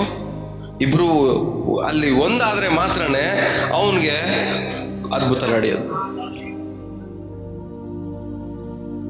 ಒಂದು ಹಾಡಾಡ್ತೀವಲ್ಲ, ಯೇಸು ನನ್ನಲ್ಲಿ ನೀವಿರಲು ಮನಸೋತು ನಾ ಹೋಗಲಾರೆ ಅಲ್ವಾ? ಹಾಡು ಚೆನ್ನಾಗಿ ಆಡ್ತೀವಲ್ಲ. ಇನ್ನೊಂದ್ ಕಡೆ ಯೇಸು ಹೇಳ್ತಾರೆ, ನಾನೇ ದ್ರಾಕ್ಷೆ ಬಳ್ಳಿ, ನೀವು ಕೊಂಬೆಗಳು. ನನ್ನ ಬಿಟ್ಟು ನೀವೇನ್ ಮಾಡಕ್ಕಾಗಲ್ಲ, ಏನು ಮಾಡಕ್ಕಾಗಲ್ಲ. ಅಂದ್ರೆ ಅರ್ಥ ಏನು ಅಂದ್ರೆ ಅವ್ರ ಜೊತೆ ಕೋಆಪರೇಟ್ ಮಾಡಿದ್ರೆ ಮಾತ್ರನೇ ನಮಗೆಲ್ಲ ಮಾಡಕ್ ಸಾಧ್ಯ. ಅವ್ರ ಜೊತೆ ಕೋಆಪರೇಟ್ ಮಾಡೋದು ಬಿಟ್ಟು ಹಠ ಹಿಡ್ಕೊಂಡು ಇಷ್ಟ ಬಂದಂಗೆ ಬದುಕ್ತಾ ಇದ್ರೆ ನಿಮ್ ಕೈಯಲ್ಲಿ ಏನೂ ಮಾಡಕ್ಕೆ ಆಗಲ್ಲ. ಏನಕ್ಕೆ ನಮ್ಮ ಕೈಯಲ್ಲಿ ಏನೂ ಮಾಡಕ್ ಆಗ್ತಾ ಇಲ್ಲ? ಆಟ ಹಿಡಿತಾ ಇದ್ದೀರಾ. ದೇವ್ರ ಮಾತಿಗೆ ನಾನು ವಿಧೇಯನಾಗಲ್ಲ, ಆದ್ರೂ ನನ್ಗೆಲ್ಲ ನಡಿಬೇಕು ಅನ್ಕೊಂತ ಇದ್ದೀರಾ. ಆಟ ದೇವ್ರ ಮಾತಿಗೆ ವಿಧೇಯರಾಗಕ್ಕೆ ಮನ್ಸಿಲ್ಲ, ಆದ್ರೆ ಎಲ್ಲ ಒಳ್ಳೇದು ನಡಿಬೇಕನ್ನೋ ಒಂದು ಆಟ. ದೇವ್ರ ಮಾತಿಗೆ ವಿಧೇಯರಾಗ್ದಿರ ಯಾವ ಒಳ್ಳೇದು ನಿಮಗೆ ನಡೆಯಲ್ಲ. ಹಠ ಹಿಡಿಬೇಡಿ, ಹಠ ಹಿಡಿಬೇಡಿ. ಕರಿಬೇಕು, ಬನ್ರಿ ಪ್ರೇಯರ್ಗೆ ಬನ್ರಿ. ಯಾಕೆ ಕರಿಬೇಕು ನಿಮ್ಮನ್ನ? ಯಾರು ನೀವೆಲ್ಲ?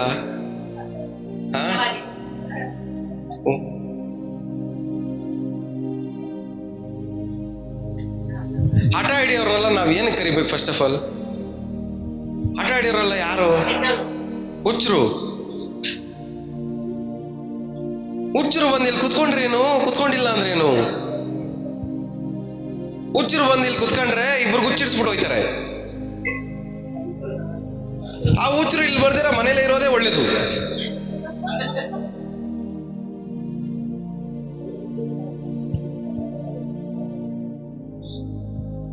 ಹೇಳಿದ ಮಾತು ಕೇಳಿದವ್ರು ಎಲ್ಲಾರು ಮನೇಲೇ ಇರಿ, ಮನೇಲೇ ಇರಿ. ನಿಮ್ಮಿಂದ ನಮಗೇನು ಪ್ರಯೋಜನ ಇಲ್ಲ. ನಾವೇನಾದ್ರೂ ಅಡ್ಡ ನಿಂತ್ಕೊಂಡ್ರೆ ನೀವು ನಮ್ಮನ್ನು ಉಳಿಸಲ್ಲ. ನಿಮಗೆ ಅಡ್ಡ ನಿಂತ್ಕೊಳ್ಳೋಷ್ಟು ಧೈರ್ಯ ನಮಗೆ. ಪಕ್ಕದಲ್ಲಿ ಮುಖ ನೋಡ್ಕೊಂಡು ಹೇಳ್ರಿ, ನಿಮ್ಮ ಹುಚ್ಚುತನಕ್ಕೆ ಅಡ್ಡ ನಿಂತ್ಕೊಳ್ಳೋಷ್ಟು ಧೈರ್ಯ ನಮ್ಗಿಲ್ಲ. ನಿಮ್ಗೆ ಹುಚ್ಚುಡ್ದಾಗೆಲ್ಲ ಮನೇಲಿ ಇರ್ತೀರ ನೋಡ್ರಿ, ಇನ್ನೂ ಹಂಗೆ ಇರಿ, ಕಂಟಿನ್ಯೂ ಮಾಡಿ. ಹುಚ್ಚು ಕಮ್ಮಿ ಆದಾಗ ವಾಪಸ್ ಬನ್ರಿ ಅಂತ.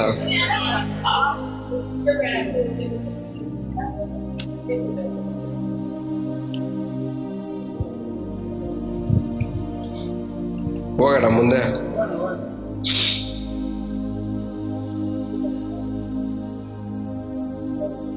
ತೀತನು ಬರೆದ ಪುಸ್ತಕ,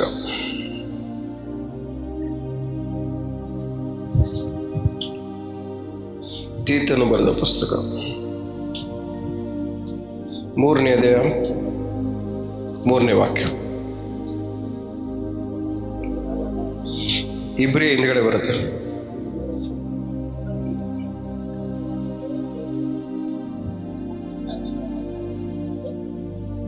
ಮೂರು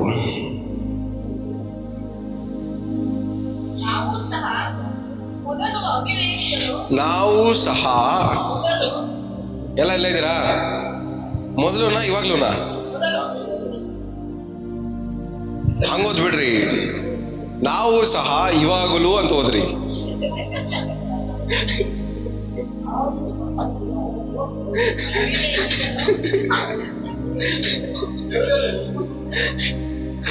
ಹೋದ್ರಿ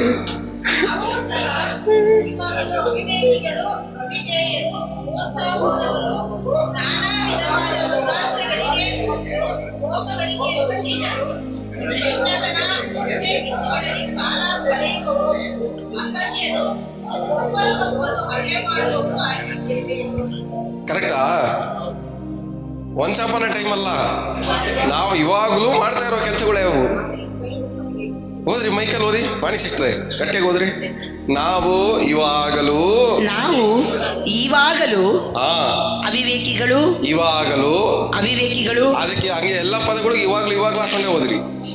ನಾವು ಇವಾಗಲೂ ಅವಿವೇಕಿಗಳು, ಇವಾಗಲೂ ಅವಿಧೇಯರು, ಇವಾಗಲೂ ಮೋಸ ಹೋದವರು, ನಾವು ಇವಾಗಲೂ ನಾನಾ ವಿಧವಾದ ದುರಾಶೆಗಳಿಗೆ ಮತ್ತು ಭೋಗಗಳಿಗೆ ಅಧೀನರು. ನಾವು ಇವಾಗಲೂ ಕೆಟ್ಟತನ, ಹೊಟ್ಟೆ ಕಿಚ್ಚುಗಳಲ್ಲಿ ಕಾಲ ಕಳೆಯುವವರು. ನಾವು ಇವಾಗಲೂ ಅಸಹ್ಯರು, ನಾವು ಒಬ್ಬರನ್ನೊಬ್ಬರು ಹಗೆ ಮಾಡುವವರು ಆಗಿದ್ದೇವೆ. ಇವಾಗ್ಲೂ ಮಾಡೋ ಕೆಲಸಗಳೇ ಇವೆ ಅಲ್ಲ, ಯಾವಾಗ್ಲೂ ಅಲ್ಲ ಮಾಡಿದ್ದಲ್ಲ, ಇಲ್ಲ ಇವಾಗ್ಲೂ ಮಾಡ್ತಾ ಇದೀವಿ. ಅದರಲ್ಲಿ ಒಂದು ಪಾಯಿಂಟ್ ಇದೆ ನೋಡ್ರಿ. ಯಾವ್ದ್ರಲ್ಲಿ? ಕಾಲ ಕಳೆಯೋರು ಅಂತ ಒಂದಿದೆ ನೋಡ್ರಿ. ಯಾವ್ದ್ರಲ್ಲಿ ಕಾಲ ಕಳೆಯೋದು? ಅದ್ರಲ್ಲಿ ಓದಿ ಯಾವ್ದ್ರಲ್ಲಿ? ನಾವು ಕೆಟ್ಟತನ, ಹೊಟ್ಟೆ ಕಿಚ್ಚುಗಳಲ್ಲಿ ಕಾಲ ಕಳೆಯುವವರು. ನಮ್ ಕಾಲ ಹೆಂಗ್ ಕಳೀತಾ ಇದೀವಿ? ಹೊಟ್ಟೆ ಕಿಚ್ಚು, ಕೋಪದಲ್ಲಿ ಕಾಲ ಕಳೀತಾ ಇದೀವಿ, ದ್ವೇಷದಲ್ಲಿ ಕಾಲ ಕಳೀತಾ ಇದೀವಿ, ಹೊಟ್ಟೆ ಕಿಚ್ಚಲ್ಲಿ ಕಾಲ ಕಳೀತಾ ಇದೀವಿ, ಭೋಗಗಳಲ್ಲಿ ಕಾಲ ಕಳೀತಾ ಇದೀವಿ, ದುರಾಸೆಗಳಲ್ಲಿ ದುರಾಸೆಗಳು. ಇವೆಲ್ಲ ಕೆಟ್ಟ ವಿಷಯಗಳಲ್ಲೂ ನಾವೇನ್ ಮಾಡ್ತಿದ್ವಿ? ಒಬ್ಬರು ದ್ವೇಷ ಮಾಡೋದ್ರಲ್ಲಿ, ಇದ್ರಲ್ಲೇ ನಮ್ ಕಾಲ ಏನ್ ಮಾಡ್ತಾ ಇದೀವಿ? ನಮ್ ಕಾಲ ಕಳೀತಾ ಇದೀವಿ. ಇದು ಇವಾಗ್ಲೂ ಮಾಡ್ತಾರ ಕೆಲ್ಸಗಳು. ನಾವು ಇವಾಗ ನಮ್ಮನ್ನ ನೋಡಿ ನಾವು ಹೇಳ್ಕೊಬೇಕು, ನಾನು ಬುದ್ಧಿವಂತನ ಇಲ್ಲ ಹುಚ್ಚನ? ಸರಿ, ಅವಾಗ once upon A time Bible ಏನ್ ಹೇಳ್ತದೆ? ಯಾವಾಗದು? ಮೊದಲು ಅಂತ ಓದ್ಕೊಂಡ್ಬಿಟ್ರೆ ನಮ್ಮನ್ನ ನಾವು ಆಧರಣೆ ಮಾಡ್ಕೊಂಡ್ಬಿಡ್ತೀವಿ. ಇವಾಗ ಈ ಹುಚ್ಚರಿಗೆ ಅಡ್ಡ ಯಾರಾದ್ರೂ ನಿಂತ್ಕೊಬೇಕಾ ಬೇಡವಾ? ನಿಂತ್ಕೊಬೇಕು. ಜನರು ನಿಂತ್ಕೊಂಡ್ರೆ ಅವ್ರ ಕತೆ ಮುಗೀತು. ಅದಕ್ಕೆ ವಾಕ್ಯ ನಿಲ್ಸ್ಕೊಂಡ್ಬಿಟ್ರೆ ಸೊ ಇವಾಗ ನಾವೇನ್ ಮಾಡ್ಬೇಕು? ವಾಕ್ಯ ನಿಲ್ಸ್ಕೊಂಡ್ಬಿಡ್ಬೇಕು. ನಾನು ಇವಾಗ್ಲೂ ಹಠ ಹಿಡಿಯವ್ರೆ, ಅವಿವೇಕರು ಎಲ್ಲ ಹಿಂಗೆ ಎಲ್ಲ ಚೇಷ್ಟೆ ಮಾಡೋನಾಗಿದ್ದೀನಿ, ಇವಾಗ್ಲೂ ಹಿಂಗೆ ಇದೀನಲ್ಲ. ಇದೆಲ್ಲ ಏನಕ್ಕೆ ನೀವು ಬಿಡಕ್ಕಾಯ್ತಲ್ಲ ಅಂದ್ರೆ ಹಠ. ದ್ವೇಷ ಮಾಡ್ದಿರ ಇರಕ್ಕಾಗಲ್ಲ ಹಠ. ಕೋಪ ಮಾಡ್ದಿರ ಇರಕ್ಕಾಗಲ್ಲ ನಮ್ ಕೈಲಿ ಹಠ. ಕೋಪ ಮಾಡ್ಕೊಂಬೇಡ, ಕೇಳಲ್ಲ. ತಪ್ಪು ಮಾಡಬೇಡ, ಕೇಳಲ್ಲ. ಹೋಗ್ಬೇಡ, ಕೇಳಲ್ಲ. ಮಾತಾಡ್ಬೇಡ, ಕೇಳಲ್ಲ. ಎಗರಾಡ್ಬೇಡ, ನೀನು ಕೇಳಲ್ಲ. ನಂಬಿ ಮೋಸ ಹೋಗ್ಬೇಡ, ಕೇಳಲ್ಲ. ಅದು ಒಂದು ಲಿಸ್ಟಲ್ಲಿ ಇರ್ತೇನೆ, ಮೋಸ ಹೋದವ್ರಂತ. ನೀವೆಲ್ಲ ಯಾರು? ನಂಬಿ ಮೋಸ ಹೋಗುವವರು. ನಾವೇನ್ ಮಾಡ್ತೀವಿ ಹೇಳ್ರಿ? ನಂಬ್ತೀವಿ. ನಮ್ಮಗ ಏನ್ ಮಾಡಲ್ಲ, ಅವನ್ ಮಾಡಲ್ಲ, ಅವನೇ ಬತ್ತಿಕ್ಕಿರ್ತಾನೆ. ಮಕ್ಕಳು ಟೋಟಲಿ ಎಷ್ಟು ಜನ ಇಲ್ಲ ಇದ್ದೀರಾ? ನಮ್ಮ ಹೆಂಡತಿ, ನಮ್ ಗಂಡ, ನಮ್ ಬಾಸು, ನಮ್ಮ ಯಜಮಾನ್ರು,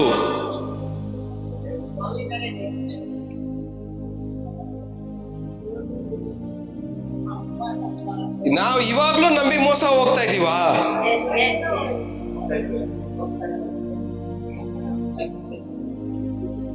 ಜನರನ್ನ ನಂಬಿ ನಾವೇನ್ ಮಾಡ್ತಾ ಇದೀವಿ? ಇವಾಗ್ಲೂ ಮೋಸ ಹೋಗ್ತಾ, ಯಾವಾಗ್ಲೂ ಅಲ್ಲ, 10 ವರ್ಷಕ್ಕೆ ಮುಂಚೆ ಅಲ್ಲ ನಾವು ಮಾಡಿ ಹೋಗಿರೋದು. ಇವಾಗ್ಲೂ ನಂಬಿ ಮೋಸ ಹೋಗ್ತಾನೆ ಇದೀವಿ. ಇನ್ನು ಎಷ್ಟು ವರ್ಷ ಮೋಸ ಹೋಗ್ತೀರಾ ಇದೇ ತರನೇ? ಇನ್ನು ಎಷ್ಟು ವರ್ಷ ಈ ವಾಕ್ಯ ನಮ್ಮ ಜೊತೆ ಮಾತಾಡ್ಬೇಕು ಹೇಳ್ರಿ? ಎಲ್ಲಾರು ಸೇರಿ ಒಟ್ಟಿಗೆ ಹೋದ್ರಿ ಇವಾಗ್ಲೂ? ಹೋದ್ರಿ, ಆ ವಾಕ್ಯ ಹೋದ್ರಿ. ನಾವು ಎಲ್ಲ ಅವ್ರು ಹೇಳ್ಕೊಟ್ಟಂಗೆ ಹೇಳ್ರಿ ಎಲ್ಲರೂ. ನಾವು ಇವಾಗಲೂ ಅವಿವೇಕಿಗಳು, ನಾವು ಇವಾಗಲೂ ಅವಿಧೇಯರು, ನಾವು ಇವಾಗಲೂ ಮೋಸ ಹೋದವರು, ನಾವು ಇವಾಗಲೂ ನಾನಾ ವಿಧವಾದ ದುರಾಶೆಗಳಿಗೆ ಮತ್ತು ಭೋಗಗಳಿಗೆ ಅಧೀನರು, ನಾವು ಇವಾಗಲೂ ಕೆಟ್ಟತನ, ಹೊಟ್ಟೆ ಕಿಚ್ಚುಗಳಲ್ಲಿ ಕಾಲ ಕಳೆಯುವವರು, ನಾವು ಇವಾಗಲೂ ಅಸಹ್ಯರು, ಒಬ್ಬರನ್ನೊಬ್ಬರು ಹಗೆ ಮಾಡುವವರು, ಒಬ್ಬರನ್ನೊಬ್ಬರು ಇವಾಗಲೂ, ನಾವು ಇವಾಗಲೂ ಒಬ್ಬರನ್ನೊಬ್ಬರು ಹಗೆ ಮಾಡುವವರು, ಹಾಗೆ ಮಾಡುವವರು ಅರ್ಥ ಹೇಳ್ರಿ? ದ್ವೇಷ ಮಾಡುವವರು. ಇವಾಗ್ಲೂ ನಾವೇನ್ ಮಾಡ್ತಾ ಇದೀವಿ? ಅದನ್ನ ದ್ವೇಷಿಸುವವರಾಗಿ, ದ್ವೇಷ ಮಾಡೋರಾಗಿ. ಸೊ ಇದೆಲ್ಲ ನಾವ್ ಏನ್ ಮಾಡ್ಬೇಕು ಹೇಳ್ರಿ? ಬಿಡ್ಬೇಕು. ಇದು ಇನ್ನ ಎಷ್ಟು ದಿನ ಅಂತ ನಮ್ ಲೈಫಲ್ಲಿ ಕಂಟಿನ್ಯೂ ಆಗ್ಬೇಕು ಹೇಳ್ರಿ? ಆದ್ರೆ ಈ ವಾಕ್ಯ ಹೇಳ್ತಾರದು ಯಾವಾಗ್ಲೂ ಅಂತ. ಸ್ಟಾರ್ಟಿಂಗ್ ಅದೇನ್ ಹೇಳ್ತದೆ? ವಾಕ್ಯ ಹೇಳ್ತದೆ ಅದು ಮೊದಲು ಕಥೆ ಹೇಳ್ತಾವ್ರೆ, ನಾವು ಮೊದಲು ಹಿಂಗಿದ್ದೀವಿ ಅಂತ. ಬಟ್ ನಾವು ನಮ್ಮ ನೋಡ್ಕೊಂಡಾಗ ಇವಾಗ್ಲೂ ಹಿಂಗೆ ಇದೀವಿ ಅಂತೀವಿ. ಇನ್ನು ನಾವೇನು ಒಳ್ಳೇದು ಎದುರು ನೋಡ್ಬೇಕು ನಮ್ಮಿಂದ.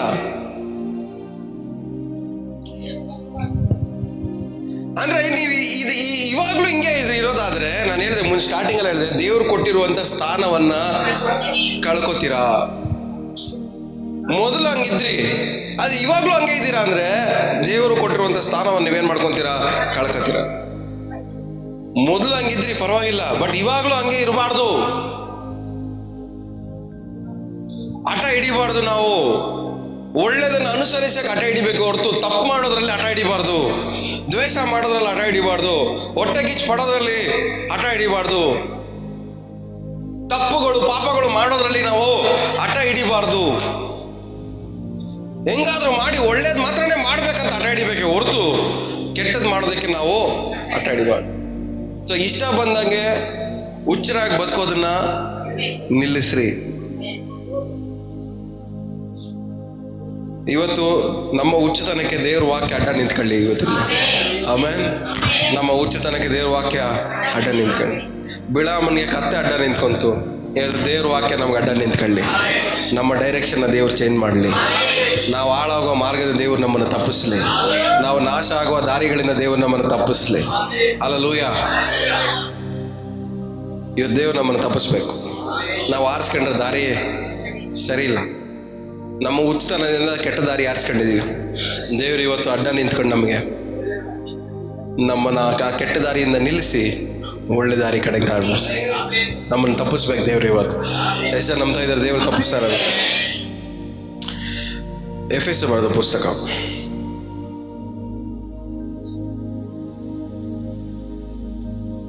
5ನೇ ಅಧ್ಯಾಯ.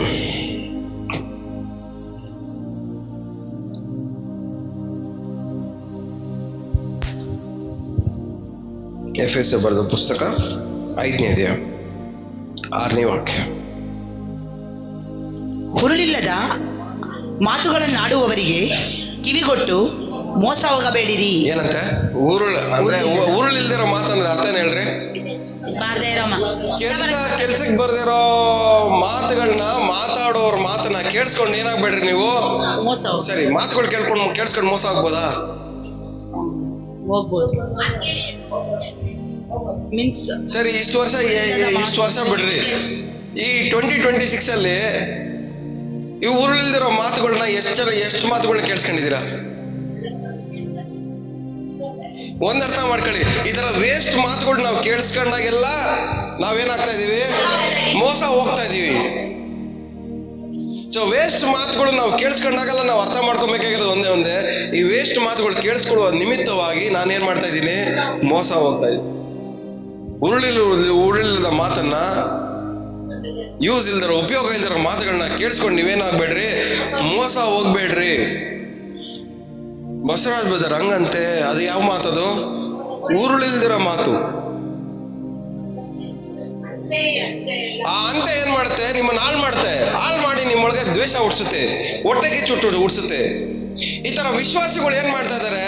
ಪ್ರೀತಿ ಹುಟ್ಟಿಸ್ಬೇಕಾಗಿರೋರು ವಿಶ್ವಾಸಿಗಳು ಈ ಉರುಳಿಲ್ದಿರೋ ಮಾತುಗಳನ್ನ ಮಾತಾಡಿ ಒಬ್ಬರಲ್ಲಿ ದ್ವೇಷ ಹುಟ್ಟಿಸ್ತಾ ಇದಾರೆ, ಹೊಟ್ಟೆಗೆ ಹುಟ್ಟಿಸ್ತಾ ಇದ್ದಾರೆ, ಕೋಪ ಹುಟ್ಟಿಸ್ತಾ ಇದ್ದಾರೆ. ಪಕ್ಕದಲ್ಲಿ ಮುಖಾನು ಹೇಳಿ, ಉರುಳಿಲ್ದಿರೋ ಮಾತೆಲ್ಲ ಮಾತಾಡಿ ಒಬ್ಬರಲ್ಲಿ ದ್ವೇಷ ಹೊಟ್ಟೆಗೆ ಹುಟ್ಟಿಸಿ ಸಾಕು. ಬೇಕಾಗಿರುವಂತ ಮಾತಾಡಿ ಪ್ರೀತಿ ಹುಟ್ಟಿಸ್ರಿ ಅಂತ. ಒಂದು ವಿಶ್ವಾಸಿ ಬೇಡದಿರೋ ಮಾತು, ಉರುಳಿಲ್ದಿರೋ ಮಾತುಗಳನ್ನ ಮಾತಾಡಬಾರ್ದು. ಯಾಕಂದ್ರೆ ಆ ಮಾತಾಡೋದ್ರ ನಿಮಿತ್ತವಾಗಿ ನಾವು ಬೇರೆಯವ್ರನ್ನ ಮೋಸ ಮಾಡ್ತಾ ಇದೀವಿ. ಫಸ್ಟ್ ನಮ್ಮ ಕಾನ್ಶಿಯಸ್ನೆಸ್ ಬರಬೇಕು. ಈ ತರ ಮಾತುಗಳನ್ನ ಮಾತಾಡಿದ್ರೆ ನಾನು ಅವ್ರನ್ನ ಮೋಸ ಮಾಡ್ತೀನಿ ಅಂತ ನಮ್ಗೆ ಮೊದಲು ಅನ್ನಿಸ್ಬೇಕು. ಆ ಪ್ರಜ್ಞೆ ನಮಗ್ ಬರ್ಬೇಕು. ಅವಾಗ ನಾವೇನ್ ಮಾಡ್ತೀವಿ? ಏನ ಮಾತಾಡ್ಬೇಕು, ಏನ ಮಾತಾಡ್ಬಾರ್ದು ಅನ್ನೋದನ್ನ ನಾವು ಡಿಸೈಡ್ ಮಾಡ್ತೀವಿ. ನಾವು ಡಿಸೈಡ್ ಮಾಡ್ತೀವಿ? ನಮ್ಗೆ ಇಷ್ಟ ಬಂದಂಗೆ ಬರ್ತಾ ಇದೀವಲ್ಲ, ಇಷ್ಟ ಬಂದಂಗೆ ಮಾತಾಡ್ತಾ ಇದೀವಿ. ಇವತ್ತು ನಿಮಗೆ ಒಂದು ಅರಿವಾಗಬೇಕಾಗಿರೋದು ಏನಂದ್ರೆ, ಈ ಬೇಡದಿರೋ ಮಾತುಗಳನ್ನ ಮಾತಾಡಿರೋ ನಿಮಿತ್ತವಾಗಿ ನಾನೇನ್ ಮಾಡ್ತಾ ಇದ್ದೀನಿ? ಬೇರೆಯವ್ರನ್ನ ಮೋಸ ಮಾಡ್ತಾ ಇದ್ದೀನಿ. ಬೇರೆಯವ್ರನ್ನ ನಾನೇನ್ ಮಾಡ್ತಾ ಇದ್ದೀನಿ? ಮೋಸ ಪಕ್ಕದಲ್ಲಿ ಮುಖ ನೋಡ್ಕೊಂಡು ಹೇಳ್ರಿ, ಎಷ್ಟು ಜನ ಮೋಸ ಮಾಡಿದಿರ ನೀವು ಇಲ್ಲಿವರೆಗೂ ಅಂತ? ಎಷ್ಟು ಜನ ಮೋಸ ಮಾಡಿದೀರಾ?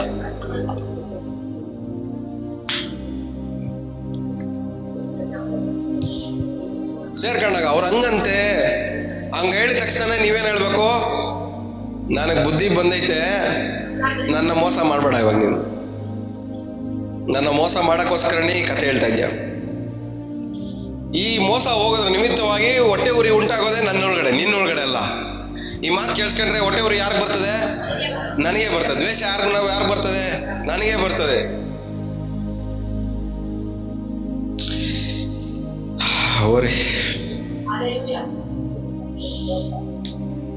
ಯಾವ ವಾಕ್ಯ ಓದಿದ್ವಿ ಇವಾಗ? 5ನೇ ಅಧ್ಯಾಯ 6ನೇ ವಾಕ್ಯ.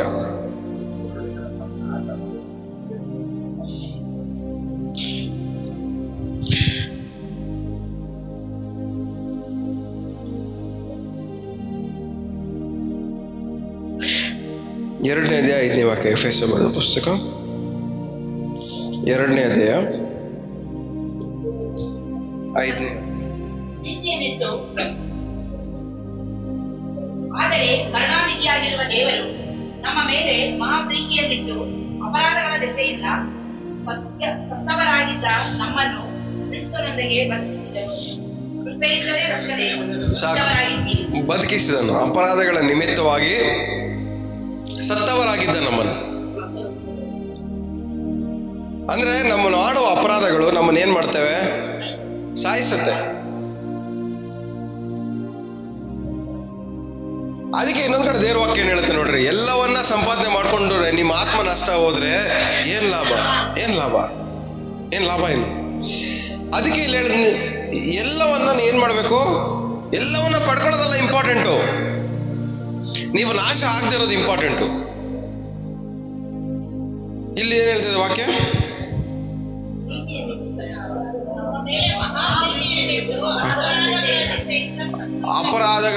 ಅಪರಾಧ ಅಂದ್ರೆ ಸಿಂಪಲ್, ಹಠ ಹಿಡಿದು ಇಷ್ಟ ಬಂದಂಗೆ ಮಾಡೋದು. ಹಠ ಹಿಡ್ಕೊಂಡು ಇಷ್ಟ ಬಂದಂಗೆ ಮಾಡೋದೇ ಅಪರಾಧ. ಹಠ ಹಿಡಿಬೇಡಿ, ಇಷ್ಟ ಬಂದಂಗೆ ಬದುಕಬೇಡ್ರಿ. ಅದೇನ್ ಮಾಡುತ್ತೆ? ಒಂದು ಅಪರಾಧವಾಗಿ ಮಾರ್ಪಟ್ಟು ಅದು ನಮ್ಮನ್ನ ಸಾಯಿಸುತ್ತೆ. ಸಾಯೋದಂದ್ರೆ ಅರ್ಥ ಏನ್ ಹೇಳ್ರಿ? ಬೇಗ ಹಿಂಗೆ ಶರೀರದಲ್ಲಿ ಸಾಯೋದಲ್ಲ, ಒಳಗಡೆ ಸಾಯ್ತಾ ಇರ್ತೀವಿ. ಸಮಾಧಾನ ಇಲ್ದಿರ, ನೆಮ್ಮದಿ ಇಲ್ದಿರ, ಸಂತೋಷ ಇಲ್ದಿರ, ನಿದ್ದೆ ಇಲ್ದಿರ, ಪ್ರೀತಿ ಇಲ್ದಿರ, ಯಾವುದು ಒಳ್ಳೇದನ್ನ ನಾವು ಅನುಭವಿಸಕ್ ಆಗ್ದಿರ ಒಳಗಡೆ ಏನ್ ಮಾಡ್ತಾ ಇರ್ತೀವಿ? ಸಾಯ್ತಾ ಇರ್ತೀವಿ. ಸಾಯದಂದ್ರೆ ಅರ್ಥ ಅದೇನೆ. ಆದಮ ಅವ್ವ ಇಬ್ರು ಸತ್ರು ಆತ್ಮಿಕವಾಗಿ. ಆ ಸತ್ಯದ ನಿಮಿತ್ತವಾಗಿ ಏನ್ ಮಾಡಿದ್ರು? ಎಲ್ಲ ಒಳ್ಳೇದನ್ನು ಕಳ್ಕೊಂಡ್ರು. ಆತ್ಮಿಕವಾಗಿ ಸಾಯುವವನು ಏನ್ ಮಾಡ್ತಾನೆ? ಎಲ್ಲ ಒಳ್ಳೇದನ್ನ ಕಳ್ಕೊಂತಾರೆ. ಸೊ ಸತ್ತವರಾಗಿರುವ ನೀವು ಕ್ರಿಸ್ತನಲ್ಲಿ ಏನಾಗಿದ್ದೀರಾ? ಬದುಕುವವರಾಗಿದ್ದೀರಾ. ಏನಕ್ಕೆ ಬದುಕುವವರಾಗಿದ್ದೀರಾ? ಬದುಕುವವನು ಮಾತ್ರನೇ ಒಳ್ಳೇದನ್ನ ಅನುಭವಿಸಕ್ಕಾಗತ್ತೆ. ಇವತ್ತು ಬದುಕುವವರಾಗಿರುವ ನೀವು, ಕ್ರಿಸ್ತನಲ್ಲಿ ಬದುಕುವವರಾಗಿರುವ ನೀವು, ಕ್ರಿಸ್ತನಿಂದ ಬರುವಂತ ಎಲ್ಲ ಒಳ್ಳೇದನ್ನ ಅನುಭವಿಸಕ್ಕೆ ಯೋಗ್ಯರಾಗಿದ್ದೀರಾ. ಆದ್ರೆ ಬದುಕಬೇಕಂತ ಬದುಕೋರಾಗಿದ್ದೀರಾ? ಇಲ್ಲ ಸಾಯೋದಕ್ಕೋಸ್ಕರ ಬದುಕೋರಾಗಿದ್ದೀರಾ? ಪಕ್ಕದಲ್ಲಿ ಮುಖ ನೋಡ್ಕೊಳ್ಳಿ. ಬುದ್ಧಿವಂತರಾಗಿ ಬದುಕಿದ್ರೆ ಎಲ್ಲಾ ಒಳ್ಳೇದನ್ನ ಅನುಭವಿಸ್ತೀರಾ. ಹುಚ್ಚಿರ್ತರ ಬದುಕಿದ್ರೆ, ಸೊ ಬುದ್ಧಿವಂತರಾಗಿ ಬದುಕ್ತೀರಾ ಇಲ್ಲ ಹುಚ್ಚರ ತರ ಬದುಕ್ತೀರಾ? ಯಾವ ತರ ಬದುಕ್ತೀರಾ? ಬುದ್ಧಿವಂತರಾಗಿ ಬದುಕ್ಬೇಕಂದ್ರೆ ಇದಕ್ಕೆ ಮುಂಚೆ ಓದಿದ ವಾಕ್ಯ ನೋಡ್ರಿ, ಇವಾಗ್ಲೂ ಹಿಂಗೆ ಇದೀವಿ ಅಂತ ಅದನ್ನೆಲ್ಲ ಬಿಡ್ಬೇಕು. ಬುದ್ಧಿ ಇರೋರೆಲ್ಲ ಇವಾಗ್ಲೂ ಹಂಗೆ ಇರಲ್ಲ. ಬುದ್ಧಿ ಇರೋರು ಇವಾಗ್ಲೂ ಹಂಗೆ ಇರಲ್ಲ. ನೀವು ಇವಾಗ್ಲೂ ಹಿಂಗೆ ಇದ್ದೀರಾ ಅಂದ್ರೆ ನೀವಿನ್ನೂ ಹುಚ್ಚರ ತರನೇ ಬದುಕ್ತಾ ಇದ್ದೀರಾ, ಬುದ್ಧಿವಂತರ ತರ ಬದುಕ್ತಾ ಇಲ್ಲ. ಯಾರು ನೀವೆಲ್ಲ? ಸೊ ಅಪರಾಧ ನಿಮಿತ್ತವಾಗಿ ಸತ್ತವರಾಗಿದ್ದ ನೀವು ಕ್ರಿಸ್ತನ ಮೂಲಕವಾಗಿ ಏನಾಗಿದ್ದೀರಾ? ಬದುಕುವವರಾಗಿದ್ದೀರಾ. ಇವತ್ತು ನೀವೆಲ್ಲ ಏನಾಗ್ಬೇಕು ಹೇಳ್ರಿ? ಕ್ರಿಸ್ತನೆಲ್ಲ ನಿಮಿತ್ತವಾಗಿ, ಕ್ರಿಸ್ತನ ಜೊತೆಯಲ್ಲಿ ಏನಾಗ್ಬೇಕು? ಬದುಕೋರು. ಅದೇ ಹೇಳ್ತಾರೆ, ವಾಕ್ಯವನ್ನ ಅನುಸರಿಸಿ ಅವರಲ್ಲಿ ನೆಲೆಗೊಳ್ಳುವವನು ಏನ್ ಮಾಡ್ತಾನೆ? ಬದುಕ್ತಾನೆ, ಸಾಯಲ್ಲ.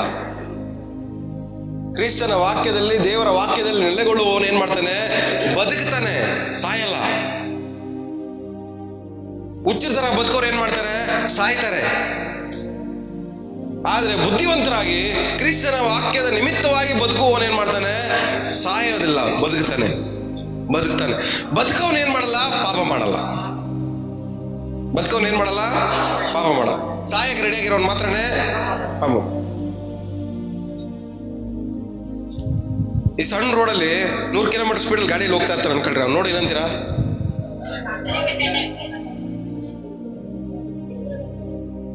ಏನ ಕೇಳ್ಗಾಲ ಬಂದೈತಿ ಇವನಿಗೆ ಅಂತ.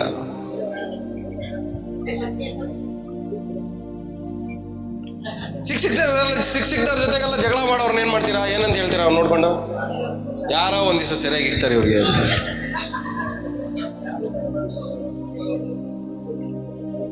ಅಲ್ಲ ಅಂದ್ರೆ ಅರ್ಥ ಏನು? ಲಿಮಿಟ್ ದಾಟಿ ಜಗಳ ಮಾಡ್ತಾವ್ರೆ ಅಂತ ಅರ್ಥ. ಲಿಮಿಟ್ ದಾಟಿ ಜಗಳ ಮಾಡೋರ್ಗೆ ಏನ್ ಮಾಡ್ತಾರೆ? ಯಾರೋ ಒಬ್ರು ಸರಿಯಾಗಿ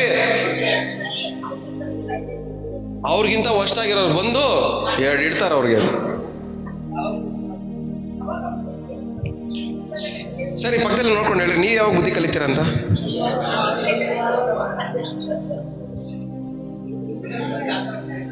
ಕೇಳ್ರಿ, ನೀವು ಇಷ್ಟ ಬಂದಂಗೆ ಮಾತಾಡ್ತೀರಲ್ಲ, ನೀವು ಇಷ್ಟ ಬಂದಂಗೆ ಬದುಕ್ತೀರಲ್ಲ, ಏನ್ ಮಾಡ್ಬೇಕು ನಿಮಗೆ?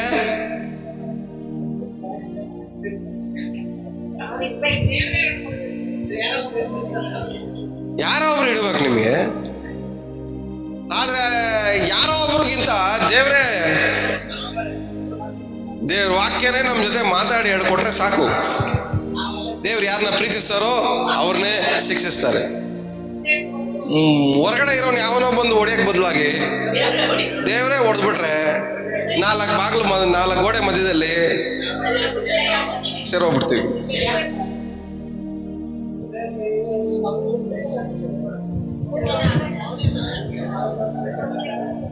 ಗೋಡೆ ಮಧ್ಯದಲ್ಲಿ ದೇವ್ರು ಹೊಡೆದ್ಬಿಟ್ಟು ಏನ್ ಮಾಡ್ತಾರೆ? ಎಲ್ಲ ಸೌರ್ಬಿಟ್ಟು ಬುದ್ಧಿ ಕಳಿಸ್ಬಿಟ್ಟು ಏನು ಆಗ್ದಿರಂಗ್ ಮನೆಯಿಂದ ಹೊರಗಡೆ ಕರ್ಕೊಂಡ್ಬರ್ತಾರೆ.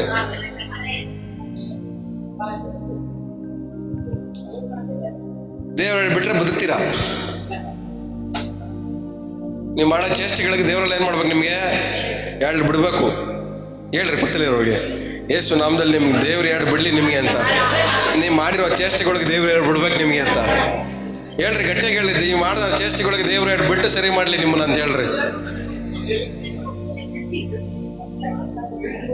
ಯಾರೋ ಎರಡು ಬಿಡಕ್ ಮುಂಚೆ ನಮ್ಗೆ ದೇವ್ರೇ ಎರಡು ಬಿಟ್ಬಿಡ್ಲಿ, ನಮ್ಗೆ ದೇವರಿಂದನೇ ಸರಿ ಹೋಗ್ಬಿಡೋಣ. ಹಲ್ಲೆಲೂಯಾ. ಸೊ ಇವಾಗ್ಲೂ ಹಿಂಗೆ ಬದುಕೋರಾಗಿರದೆ ನಾವೇನಾಗಿರ್ಬೇಕು? ಬದಲಾಗ್ಬೇಕು. ಆ ವಾಕ್ಯ ಒಂದ್ ತಿಂಗಳಾದ್ಮೇಲೆ ಓದ್ಬೇಕಾದ್ರೆ ನಿಮ್ಗೆ ಏನಾಗ್ಬೇಕು? ನಿಮ್ಗೆ ಚೇಂಜಸ್ ಗೊತ್ತಾಗ್ಬೇಕು. ಇವಾಗ್ಲೂ ಹಿಂಗೆ ಇದೀನ, ಅವಾಗ್ಲೂ ಹಂಗಿದ್ನ. ಕ್ರಿಸ್ತನಲ್ಲಿ ಏನಾಗಿದೆ? ನಾನು ಬದುಕುವವನಾಗಿದ್ದೆ. ಕ್ರಿಸ್ತನಲ್ಲಿ ಏನಾಗಿದೆ? ನಾನು ಸಾಯೋನಲ್ಲ, ಹುಚ್ಚಿನ ತರ ಸಾಯೋನಲ್ಲ, ಬುದ್ಧಿವಂತನಾಗಿ ಬದುಕೋನಾಗಿದೆ.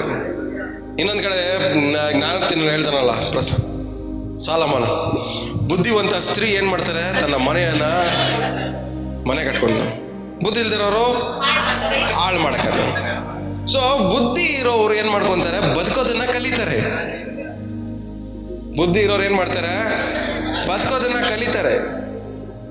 ಮೋಸ ಮಾಡಿ ಬದುಕೋದಲ್ಲ, ಮೋಸ ಹೋಗಿ ಬದುಕೋದಲ್ಲ. ಜ್ಞಾನವಂತರಾಗಿ ಅವ್ರ ಮನೆಯದು ಮಾತ್ರನೇ ಅವ್ರು ಏನ್ ಮಾಡ್ಕೊಂತಾರೆ? ಅವ್ರ ಮನೆಯದು ಮಾತ್ರನೇ ಕಟ್ಕೊಂತಾರೆ.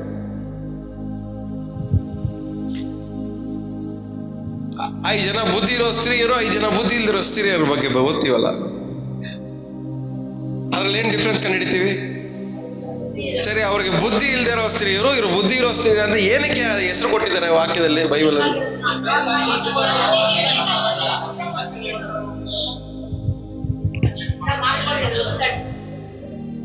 ಬುದ್ಧಿ ಇಲ್ದಿರೋರು ಹಠ ಹಿಡ್ಕೊಂಬಂದವ್ರೆ.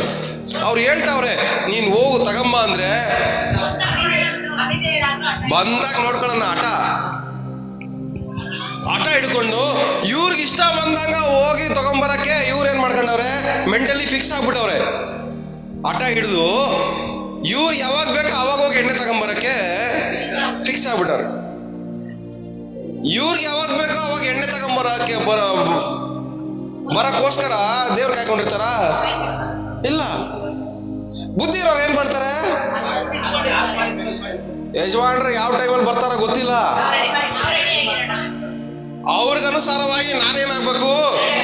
ರೆಡಿ ಆಗ್ಬೇಕು, ಚೇಂಜ್ ಆಗ್ಬೇಕು, ಬದಲಾಗ್ಬೇಕು ಅಂತ ಹೇಳಿ ದೇವ್ರಿಗೆ ಅನುಸಾರವಾಗಿ ಅವ್ರೇನ್ ಮಾಡ್ಕೊಂಡವ್ರ? ಅವ್ರ ಜೀವನವನ್ನ ಚೇಂಜ್ ಮಾಡ್ಕೊಂಡವ್ರೆ. ಎಲ್ಲ ರೆಡಿ ಮಾಡ್ಕೊಂಡು ತಗೊಂಡ್ ಇಟ್ಕೊಂಡ್ಬಿಟ್ರು. ಇನ್ನೊಂದ್ಸರಿ ನಾನು ಈ ಸ್ಥಾನವನ್ನ, ಈ ಪೊಸಿಷನ್ನ, ಸ್ಥಾನವನ್ನ ನಾನು ಹೇಳಿದೆ ಸ್ಟಾರ್ಟಿಂಗ್ ಅಲ್ಲೇ ನಿಮಗೆ, ಅವಿಧೇಯತೆ ಹಠವು ಏನ್ ಮಾಡ್ತಿದೆ? ನಮಗ್ ದೇವರು ಕೊಟ್ಟಿರುವಂತ ಸ್ಥಾನವನ್ನ ಕಳ್ಕೊಳಂಗ್ ಮಾಡ. 10 ಜನಕ್ಕೂ ಸ್ತ್ರೀಗಳಿಗೂ ಒಂದೇ ಸ್ಥಾನ ಇದ್ದಿದ್ದು, 10 ಜನಕ್ಕೂ ಅದೇ ಯೋಗ್ಯತೆ ಇದ್ದಿದ್ದು, 10 ಜನಕ್ಕೂ ಅದೇ ಅರ್ಹತೆ ಇದ್ದಿದ್ದು, ಅದೇ ಸ್ಥಾನ, ಅದೇ ಮಾನ ಇದ್ದಿದ್ದು. ಆದ್ರೆ 5 ಜನ ಕಳ್ಕೊಂಡ್ರು, 5 ಜನ ಪಡ್ಕೊಂಡ್ರು. 5 ಜನ ಕಳ್ಕೊಂಡಿದ್ದಕ್ಕೆ ಕಾರಣ ಏನು? ಅವರ ಹಠ, ಅವರ ಅವಿಧೇಯತೆ. ನಿಮ್ಮ ಹಠವು, ನಿಮ್ಮ ಅವಿಧೇಯತೆವು ದೇವರು ನಿಮಗೆ ಕೊಟ್ಟಿರುವಂತ ಸ್ಥಾನವನ್ನ ಕಳ್ಕೊಳಂಗ್ ಮಾಡಂತು. ಕೆಟ್ಟದ್ ಮಾಡ್ತೀನಿ ಅಂತ ಹಠ ಹಿಡಿಬೇಡ್ರಿ.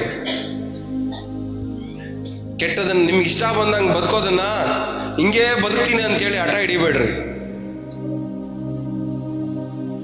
ಹಂಗ ಹಠ ಹಿಡಿದ್ರೆ ಒಂದಲ್ಲ ಒಂದ್ ದಿವಸ ಸಮಸ್ಯೆ, ತೊಂದರೆ ನಿಮಗೆ ತಪ್ಪಿದ್ದು ಅಲ್ಲ. ಇವತ್ತು ದೇವ್ರು ನಿಮ್ಮನ್ನ ಬದುಕಿಸ್ಬೇಕಾ? ಬದುಕಿಸ್ಬೇಕಾದ್ರೆ ನಿಮಗೆ ಒಂದು ಹಠ ಇರಬಾರ್ದು, ಅವಿಧೇಯತೆ ಇರಬಾರ್ದು. ಇನ್ಮೇಲೆ ದೇವ್ರೇ ನೋಡಿ, ದೇವ್ರೇ ಇನ್ಮೇಲೆ ಇಷ್ಟ ಬಂದಂಗೆ ಬದುಕಲ್ಲ ಸ್ವಾಮಿ, ನೀನು ವಾಕ್ಯಕ್ಕೆ ಅನುಸಾರ ಬದುಕ್ತೀನಿ. ಕೆಟ್ಟದನ್ನ ಗಟ್ಟಿಯಾಗಿ ಇಟ್ಕೊಂಡು ಹಠ ಹಿಡಿಯೋದಿಲ್ಲ. ಇನ್ಮೇಲೆ ಒಳ್ಳೇದನ್ನ ಮಾಡೋದಕ್ಕೆ ಹಠ ಹಿಡಿತೀನಿ. ಹೆಂಗಾದ್ರೂ ಸರಿ ಒಳ್ಳೇದು ಮಾಡ್ತೀನಿ, ಹೆಂಗಾದ್ರೂ ಸರಿ ಒಳ್ಳೇದು ಮಾತಾಡ್ತೀನಿ, ಹೆಂಗಾದ್ರೂ ಸರಿ ಒಳ್ಳೇದನ್ನ ಯೋಚನೆ ಮಾಡ್ತೀನಿ. ಒಳ್ಳೇದು ಮಾತ್ರ ನನ್ನ ಜೀವನದಲ್ಲಿ ಕಾಣಿಸ್ಕೋಬೇಕು. ಎಷ್ಟು ಜನ ನಂಬ್ತಾ ಇದ್ದೀರಾ? ಇವತ್ತು ಒಳ್ಳೇದನ್ನ ಮಾಡುವಂತ ನೀವು, ದೇವರು ನಿಮ್ಮನ್ನು ನೋಡಿ ಮೆಚ್ಕೊಳ್ಳಿ. ದೇವ್ರು ನಿಮ್ಮನ್ನು ಮೆಚ್ಕೊಂಡ್ರೆ ಖಂಡಿತವಾಗಿ ದೇವರು ನಿಮ್ಮನ್ನು ಬದುಕಿಸ್ತಾರೆ. ಹಲ್ಲೆಲೂಯಾ. ದೇವರು ಯಜ್ಞ ಹೋಮಗಳಿಗೆ ಮೆಚ್ಚುವ ದೇವರಲ್ಲ, ಮನುಷ್ಯನ ವಿಧೇಯತ್ವಕ್ಕೆ ಮೆಚ್ಚುವವರಾಗಿದ್ದಾರೆ. ಇವತ್ತು ದೇವ್ರು ನಿಮ್ಮನ್ನು ನೋಡಿ ಮೆಚ್ಕೊಂಡ್ರೆ ನೀವು ಬದುಕ್ತೀರಾ. ಹಲ್ಲೆಲೂಯಾ. ಯಾವ ಜಾಗದಲ್ಲಿ ಬಿದ್ದಿದ್ದೀರೋ ಅಲ್ಲಿಂದ ದೇವರು ಮೇಲೆ ಕೆತ್ತಿ ಬದುಕಿಸ್ತಾರೆ ನಿಮ್ಮನ್ನು. ನಿಮ್ಮ ಕಷ್ಟದಲ್ಲಿ ಬದುಕಿಸ್ತಾರೆ, ನಿಮ್ಮ ಕೊರತೆಗಳಲ್ಲಿ ದೇವರು ನಿಮ್ಮನ್ನು ಬದುಕಿಸ್ತಾರೆ, ನಿಮ್ಮ ಕಣ್ಣೀರಲ್ಲಿ ದೇವರು ನಿಮ್ಮನ್ನು ಬದುಕಿಸ್ತಾರೆ, ನಿಮ್ಮ ನೋವುಗಳಲ್ಲಿ ದೇವರು ನಿಮ್ಮನ್ನು ಬದುಕಿಸ್ತಾರೆ, ನಿಮ್ಮ ಬಾಧೆಗಳಲ್ಲಿ ದೇವರು ನಿಮ್ಮನ್ನು ಬದುಕಿಸ್ತಾರೆ, ನಿಮ್ಮ ಸಾಲದಲ್ಲಿ ದೇವರು ನಿಮ್ಮನ್ನು ಬದುಕಿಸ್ತಾರೆ. ಯಾವುದರಲ್ಲಿ ಸಾಯೋ ಸ್ಟೇಜಲ್ಲಿ ಇದ್ದೀರೋ ಅದು ಎಲ್ಲದರಲ್ಲೂ ದೇವರು ನಿಮ್ಮನ್ನು ಬದುಕಿಸ್ತಾರೆ. ಹಲ್ಲೆಲೂಯಾ. ಇವತ್ತು ನಾವು ಮಾಡ್ಬೇಕಾಗಿರೋದಲ್ಲ ಒಂದೇ ಹಠ ಬಿಡಬೇಕು, ಇಷ್ಟ ಬಂದಂಗೆ ಬದುಕೋದನ್ನು ನಿಲ್ಲಿಸ್ಬೇಕು. ಇವತ್ತು ದೇವ್ರು ನಮ್ಮನ್ನು ಕಾಪಾಡಬೇಕಂದ್ರೆ ದೇವರು ಹೇಳುವಂಥ ಮಾತಿಗೆ ನಾವೇನು ಮಾಡಬೇಕು? ಒಳಪಡಬೇಕು. ಇವತ್ತು ನೋಹ ಹೇಳಿದ ಮಾತಿಗೆ ಅವ್ರು ಒಳಪಟ್ಟಿದ್ರೆ ಅವ್ರು ಏನಾಗಿರ್ತಾ ಇದ್ರು? ನಾಶ ಆಗ್ತಾ ಇರಲಿಲ್ಲ, ಸೇವ್ ಆಗ್ತಾ ಇದ್ರು. ಇವತ್ತು ದೇವ್ರ ಮಾತಿಗೆ ನಾವು ಒಳಪಡೋದಾದ್ರೆ ನಾವು ನಾಶ ಆಗಲ್ಲ. ಕಣ್ಣೀರಲ್ಲಿ ನಾವು ನಾಶ ಆಗಲ್ಲ, ವೇದನೆಯಲ್ಲಿ ನಾವು ನಾಶ ಆಗಲ್ಲ, ನೋವಲ್ಲಿ ನಾವು ನಾಶ ಆಗಲ್ಲ, ಬಾಧೆಗಳಲ್ಲಿ ನಾವು ನಾಶ ಆಗಲ್ಲ, ಸಾಲಗಳಲ್ಲಿ ನಾವು ನಾಶ ಆಗಲ್ಲ, ದುಃಖದಲ್ಲಿ ದರಿದ್ರದಲ್ಲಿ ನಾವು ನಾಶ ಆಗಲ್ಲ. ದೇವರ ಮಾತು ಕೇಳಿ ನಡೆಯೋರು ಖಂಡಿತವಾಗಿ ಬದುಕೋರಾಗಿರ್ತೀರ. ಆಮೇನ್. ಎಷ್ಟು ಜನ ನಂಬ್ತಾ ಇದ್ದೀರಾ? ಎಷ್ಟು ಜನ ಬದುಕಕ್ಕೆ ಇಷ್ಟಪಡ್ತಾ ಇದ್ದೀರಾ? ಬದುಕಬೇಕಂದ್ರೆ ಖಂಡಿತವಾಗಿ ನೀವು ದೇವ್ರ ಮಾತನ್ನ ಅನುಸರಿಸಿ ನಡೆಯಬೇಕು. ನಡೆಯೋರ್ನ ಮಾತ್ರ ದೇವ್ರು ಬದುಕಕ್ಕಾಗತ್ತೆ. ಇವತ್ತು ಬದುಕಿಸ್ಬೇಕಾ? ನಿಮ್ಮನ್ನ ಖಂಡಿತವಾಗಿ ಬದುಕಿಸ್ಬೇಕಾ? ನಿಜವಾಗ್ಲೂ ಬದುಕಿಸ್ಬೇಕಾ? ಬದುಕಕ್ಕೆ ರೆಡಿ ಆಗಿದ್ದೀರಾ? ಆಟ ಹಿಡಿತೀರಾ ಇನ್ಮೇಲೆ? ಇಲ್ಲ, ಆಟ ಹಿಡಿಬೇಡಿ. ಇಷ್ಟ ಬಂದಂಗೆ ಬದುಕ್ತೀನಿ ಅಂತ ಹೇಳಿ ಆಟ ಹಿಡಿಬೇಡಿ. ದೇವರೇ ನಿನ್ನ ಇಷ್ಟ ಪ್ರಕಾರವಾಗಿ ಬದುಕ್ತೀನಿ ಅಂತ ಮನಸ್ಸಿಗೆ ದೇವ್ರಿಗೆ ಒಪ್ಪಿಸ್ಬೇಡಿ. ಇವತ್ತು ದೇವ್ರು ನಮ್ಮನ್ನು ಬದುಕಿಸ್ಬೇಕಂತ ಇಷ್ಟಪಡ್ತಾ ಇದ್ದಾರೆ. ಇರೋ ಜಾಗದಲ್ಲೆಲ್ಲ ನಿಂತ್ಕೊಳ್ಳೋಣ. ದೇವರೇ ನನ್ನ ಬದುಕಿಸು ಸ್ವಾಮಿ, ನನ್ನ ಬದುಕಿಸು ಸ್ವಾಮಿ. ಹಲ್ಲೆಲೂಯಾ.